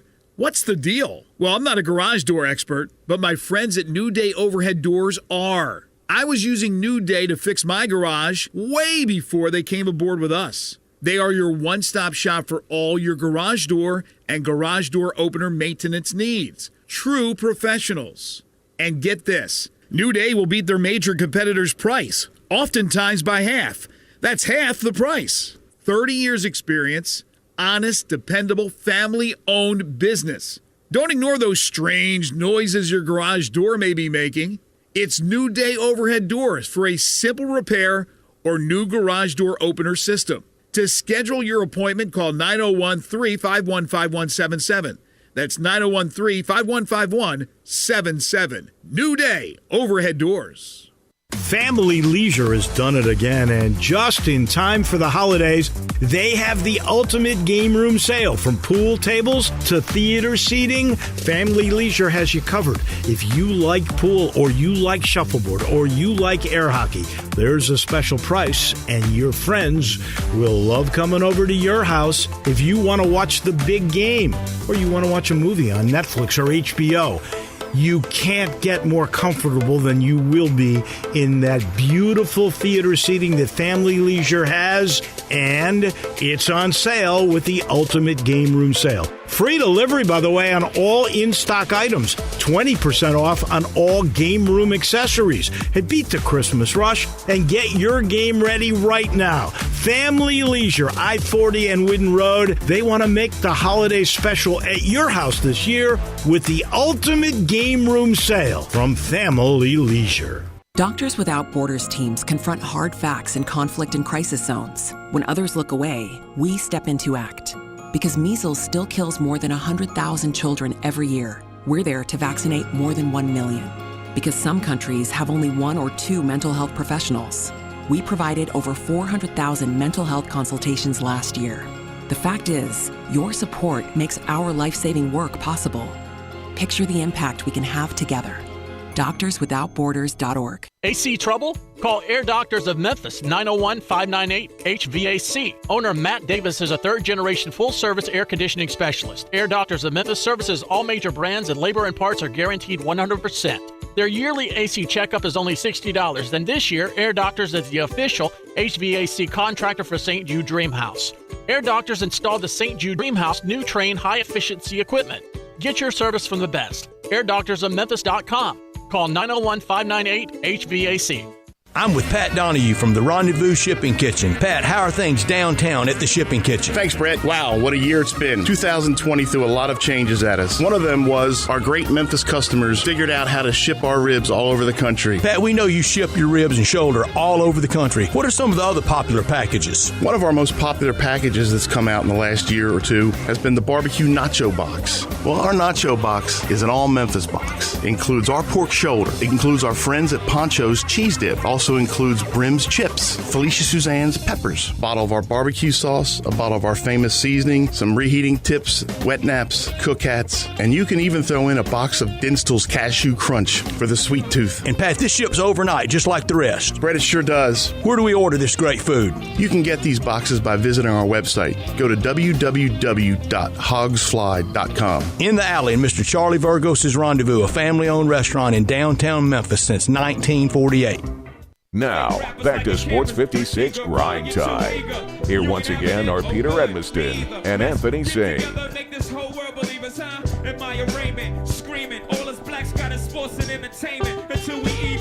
Yeah! Come on now. Come on now. Dave, you don't know about that. You knocked too many hustles, bro, to like this song. That's right. That's right. You okay? Yeah.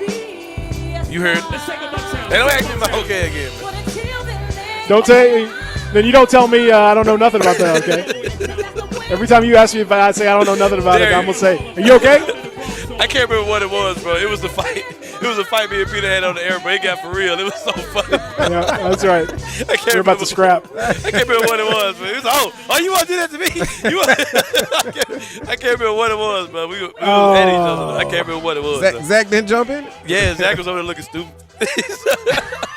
I'm gonna call Zach see if he remembers what it was, but it was classic though, bro. It was so funny though.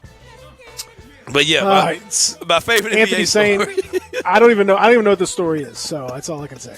I don't know what it is. I didn't even look. I know you texted me. I didn't even look because I want to get it fresh out. Okay, that's right. Tell that man he knocked too many hustles. This is my best attempt at having a Hardwood segment. I'm reaching deep into my John Harden. Shout out to John Harden, who hosts Happy Hour from 11 to 1 every day here on Sports 56, 98.5 FM. All right, Kevin Garnett denies making Honey Nut Cheerios comment at Carmelo Anthony. For those of you who don't know his story, I'm going to read the recap of this. It's just so hilarious. But this story happened about 8 years ago. So, yeah, and I haven't heard about this story since then. So to hear it again today did me well. Kevin Garnett is setting the record straight about a rumor from 8 years ago that he made a comment to Carmelo Anthony about his then wife, Lala Anthony. Speaking to Michael Pena of GQ, Garnett denies saying anything disparaging about Anthony's family during the game. You may wonder, what did Honey Nut Cheerios have to do with this? Kevin Garnett said, I've never said anything about anyone's family, Garnett said. I've never said anything about anything to Melo about Lala. I'm a Frosted Flakes man. I'm not a Honey Nut Cheerios guy. I never knew where that came from. Let me clear that up. For those of you who don't know the story, this rumor stemmed from a 2013 altercation between Garnett and Carmelo Anthony during a Boston Celtics New York Knicks game. Garnett is alleged to have said that Lala, who was Carmelo Anthony's wife, tasted like Honey Nut Cheerios.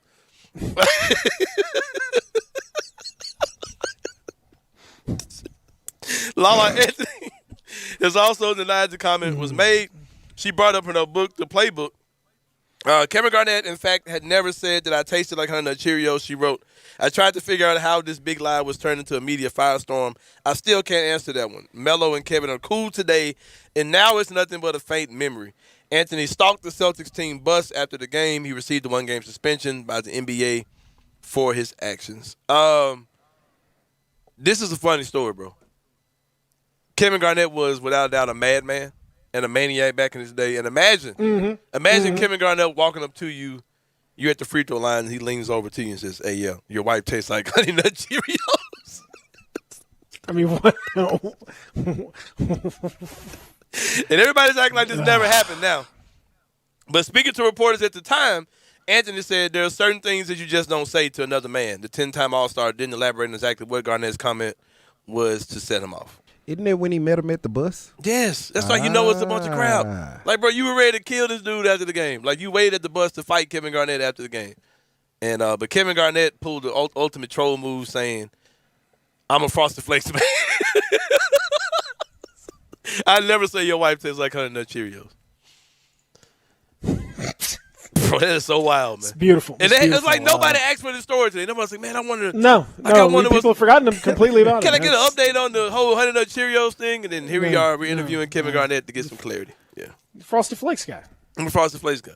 But nah, man, ain't nobody finna tell me my woman tastes like Honey Nut Cheerios, bro. We fight. Like, we're fighting on the court. Like, we're not meet you at the bus. We're not. No, man, we're fighting right there on the court. Like, you're not gonna tell me that my wife tastes like Honey Nut Cheerios. Up out of there. Period. Like, come on, man. Oh, man. Oh, well. I've never. He was a maniac. So there you go. I never experienced the Honey Nut Cheerios taste. Peter. Like when you're eating Honey Nut Cheerios? No. In the case that Kevin Garnett is talking about. Yeah. No, I wouldn't. No. It's not. That's not the norm. No, I wouldn't say. It tastes kind of like. Experience. Well, no. No.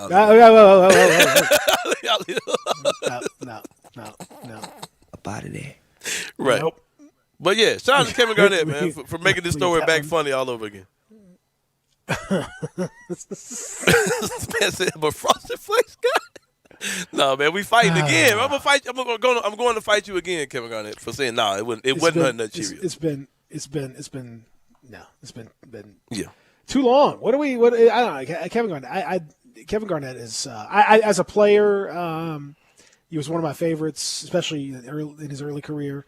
But he annoys me like nobody else. I mean, all that nonsense and all the trash talk and all that stuff. I just think he's an unbelievable player, but I think he's the too final much years of his career was too much of this type of stuff. Yeah, for sure. It's too much. He was too much in his own head. He's too much in his own. It's believing your own hype, living up to your own. I hate that stuff, man. I hate that stuff. Did you guys like him on TNT? You recall when KG had that? Yeah, I used to like that. They took him off. He wasn't on there last. Where he had the hoodie hanging on to literally nothing on his head. Yeah. They were sitting in a little studio like area. Yeah.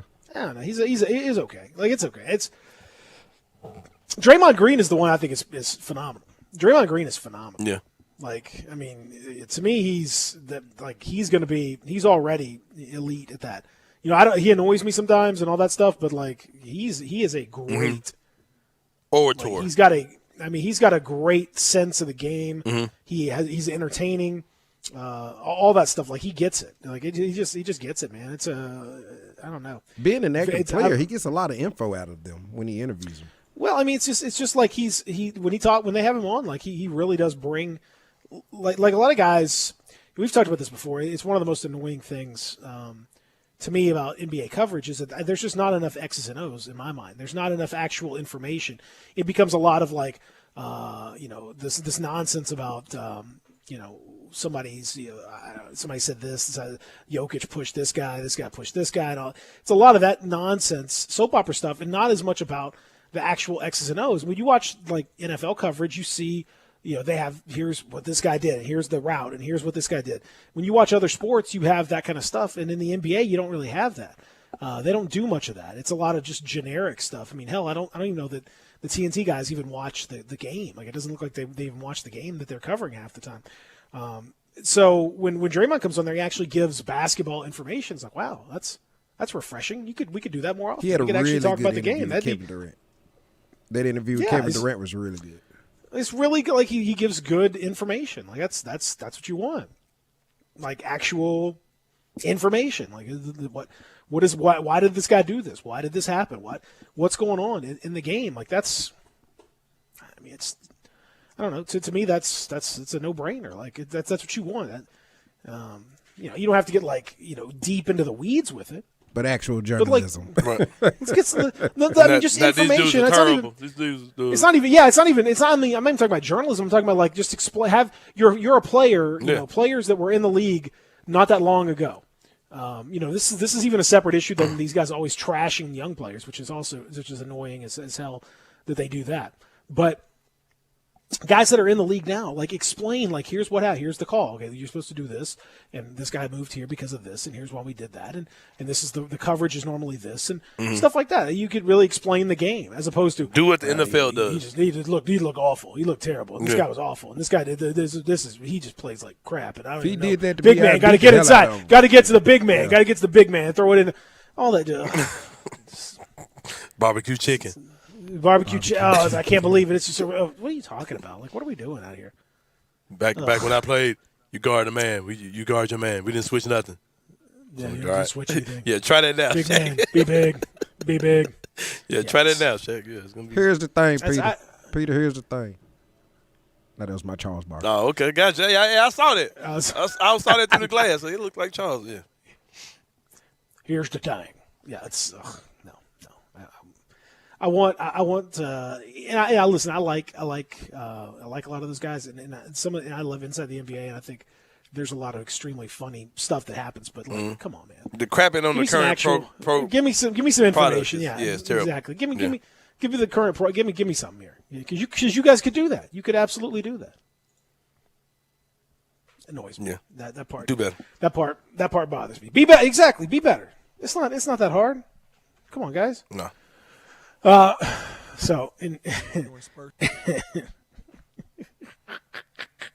on, man. It's like eating honey nut Cheerio. Our friend Chris says she's literally choking on her Fruit Loops. Yeah. So yeah. So did you know that Fruit Loops all one flavor? Did you know that? Yeah.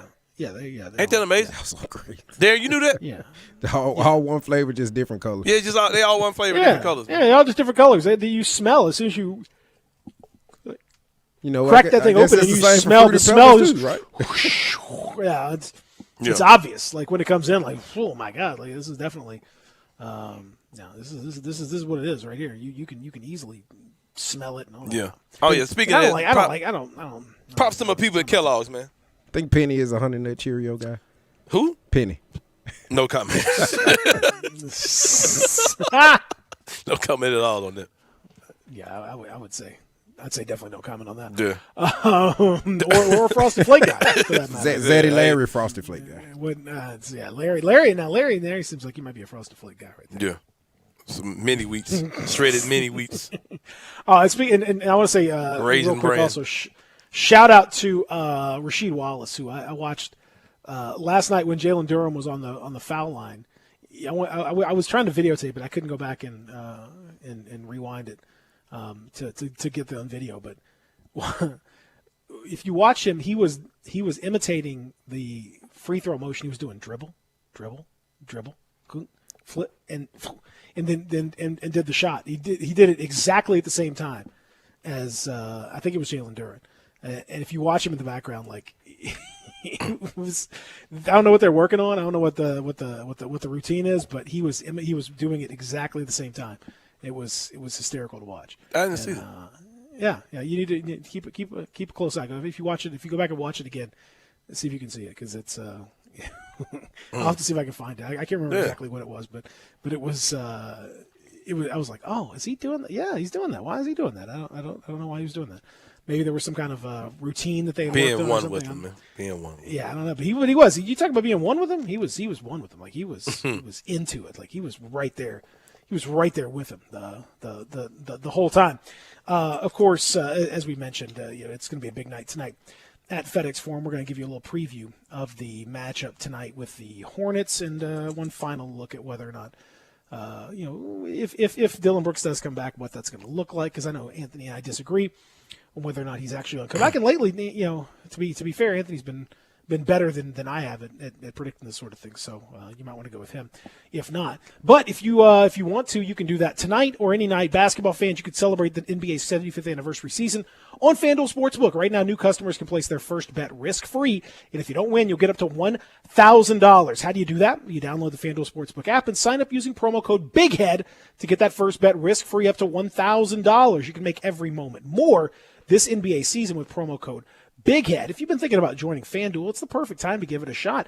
Betting on the NBA is super fun, super simple. So many same-game parlay opportunities tonight with all these different games going on. It's so simple. You can jump in and win a whole bunch of money, and it's really, really fast. So when you win, you get your winnings from FanDuel in as little as 2 hours, and there's always odds boosts. There's always specials. There's always some big super boosts going on every weekend, and live betting too. So if you feel good about it, something you can go ahead and plop a little more money in on a bet. If you don't, you can go and get it the other way and get it back. Live betting is going on. Check it out. It is FanDuel Sportsbook. Again, promo code BIGHEAD. And if you already got FanDuel, FanDuel's hooking all their customers up with $50 when you refer a friend, and your friend will get $50 too.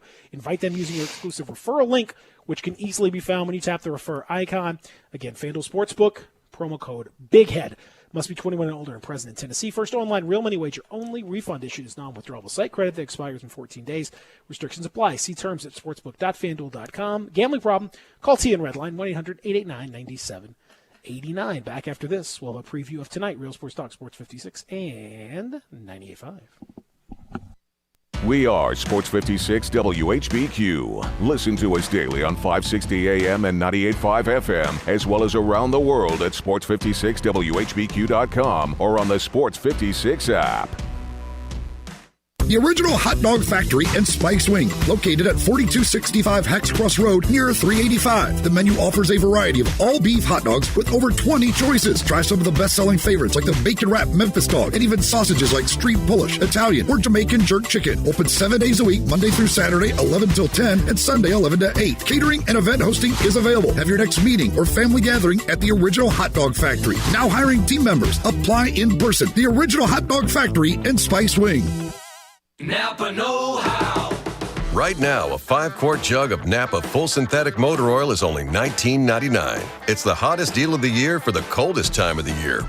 So if you're in your car right now, there's no need to turn on the heat. I'm about to read this sizzler again. That's Napa full synthetic for a hot $19.99. Quality parts, helpful people. That's Napa know-how. Napa know-how. At participating locations does not include taxes and fees. Advertised sale price not available in some states. Offer ends 12/31/21. Get your gun, Nelly, and saddle up Penelope. It's Western Trading Days at Sunrise Buick GMC. Old-time trading prices on all new Buicks and GMCs, and the Sunrise Used Car Corral has over 150 in stock. Sunrise has rustled up a good-looking herd of cars and trucks under $99.95. Ranch managers have been told to cut prices to the bone. If you're a good person with bad credit, SunriseMemphis.com will help put your brand on one of these fillies. Come on in and save some money during Western Trading Days at Sunrise, Covington Pike, Wolf Chase, and Collierville. Cars costless at Sunrise, partner. Hi, I'm Troy Fiveash, owner of Fiveash Roof Services. Can anyone explain to me why anyone would care how I measure your roof? We've all heard about measuring your roof from outer space. Well, to be honest, that's not possible. There are aerial pictures that can be taken every 4 years that can be used to measure most buildings, but it's not from outer space. Besides, no one, and I mean no one, can tell you what's wrong with your roof, or even if you need one, looking at pictures that could be 4 years old. If you'd rather do business with a family-owned and operated business with a lifelong tie to Memphis that refuses to mislead or use gimmicks, give us a call. Best products, best warranties, and the best service we know how to give. Fiveash Roof Services, proud partner of the Memphis Tigers and the official roofer of the Memphis Tigers home team.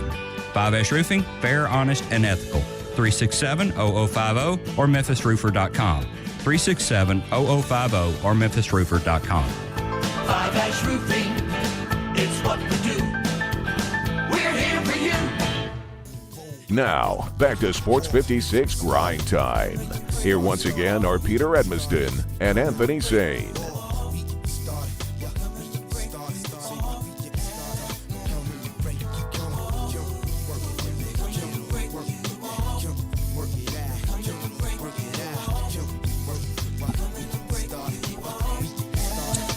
Oh, yeah. You gonna be down there tonight? I doubt it. This Man, come on. This dose number 3, I'm a little worried about what it might do to the kids. Uh-oh. You worried? Not really worried, but I know it hit me like out of nowhere last time. I was like, oh, yeah, I need to be in the bed. And I don't want to be up there fooling around with it. And plus, my allergies are going haywire, too, so I'm thinking I'm about to just OD on some over-the-counter stuff and go to sleep. Man, your allergies are always going haywire. Yeah, bro, it is, bro. It's crucial time of year. Like, when the weather does this, like, it's, yeah. But I'll be all right. Okay. Well, I'm always a little worried about you. Say, man. Hey, bro, don't worry about me, bro. You okay? Plug this crap. Unplug all this. Mute my mic. I'm gone. Oh, just, can I do a quick public service announcement, too? Of course you can. If you guys need the vaccine at all, first dose, second dose, third dose, any brand, I'm telling you, the Pipkin Building is the one-stop shop. Go get it. Like, no appointment. Just go there, get it. Tell them what kind you want. They got you. You can go get the Pfizer. They got Pfizer. They got Moderna. They got Comirnaty. They got whatever you got, whatever you want.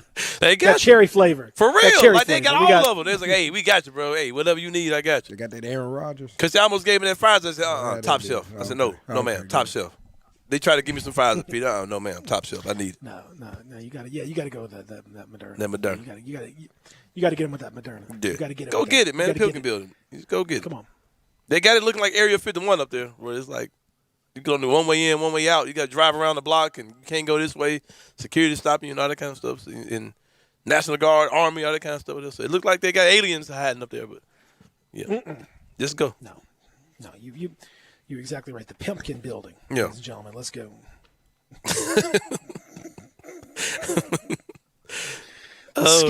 Kingpin Skinny Pumpkin Building out there. The Memorial Kingpin Skinny Pumpkin. Pumpkin Building. Invitational building. Yeah. go get that vaccine. Yeah, man, is in there. So you don't think that we'll see Dylan Brooks tonight? Now here's my other question for you then. Because I think we will. I think we will. I don't know. It just seems like everybody's gearing up for it. But either way, did what we see from Brandon Clark mean that he's going to be back in the rotation?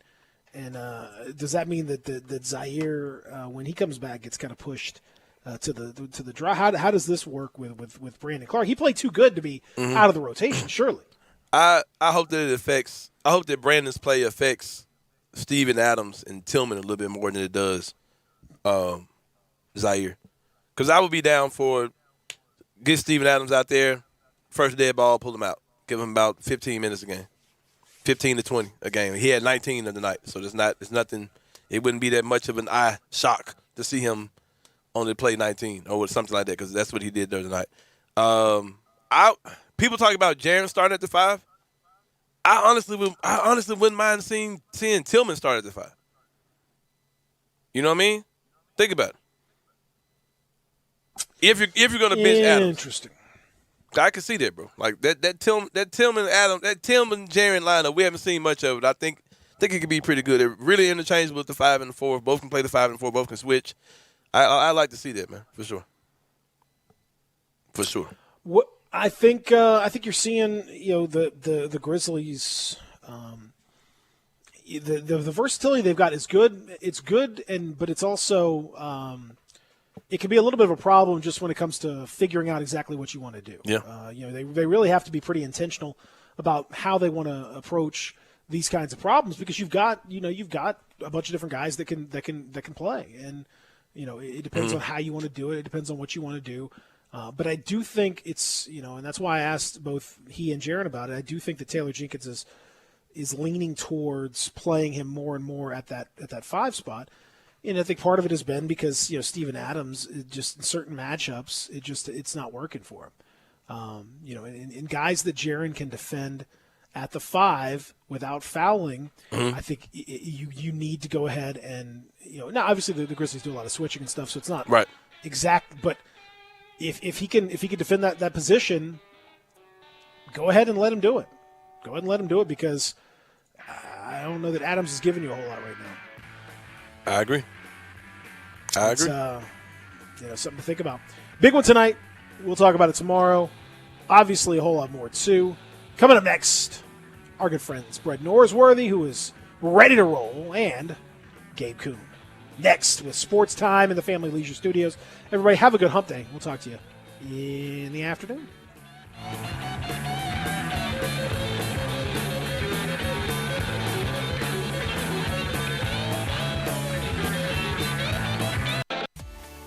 At Jason's Deli, when you're dining in or picking up curbside, you can expect wholesome food and no surprises, just delicious sandwiches, crisp salads, and quick quality meals made with the freshest ingredients and no artificial trans fats, MSG, high fructose corn syrup, or artificial colors and dyes. Around here, a lot of thought goes into what we put into our food and what we take out of it, because you're not just taking a bite, you're getting a taste of who we are. New items are constantly being created to expand our menu for all tastes and special diets, with vegan and gluten-free options available. Convenience and on-time delivery you can count on. It's just a click away at jasonsdeli.com, so whether you need to feed 5 people or 5,000, the team at Jason's Deli, they have the credentials and the commitment to keep you satisfied. Freshness is nearby at Jason's Deli, with locations at Ridgeway in the Park Place Center, Poplar and Highland, Germantown Road in Cordova, and on Goodman Road in Olive Branch. Jason's Deli. It's wholesome food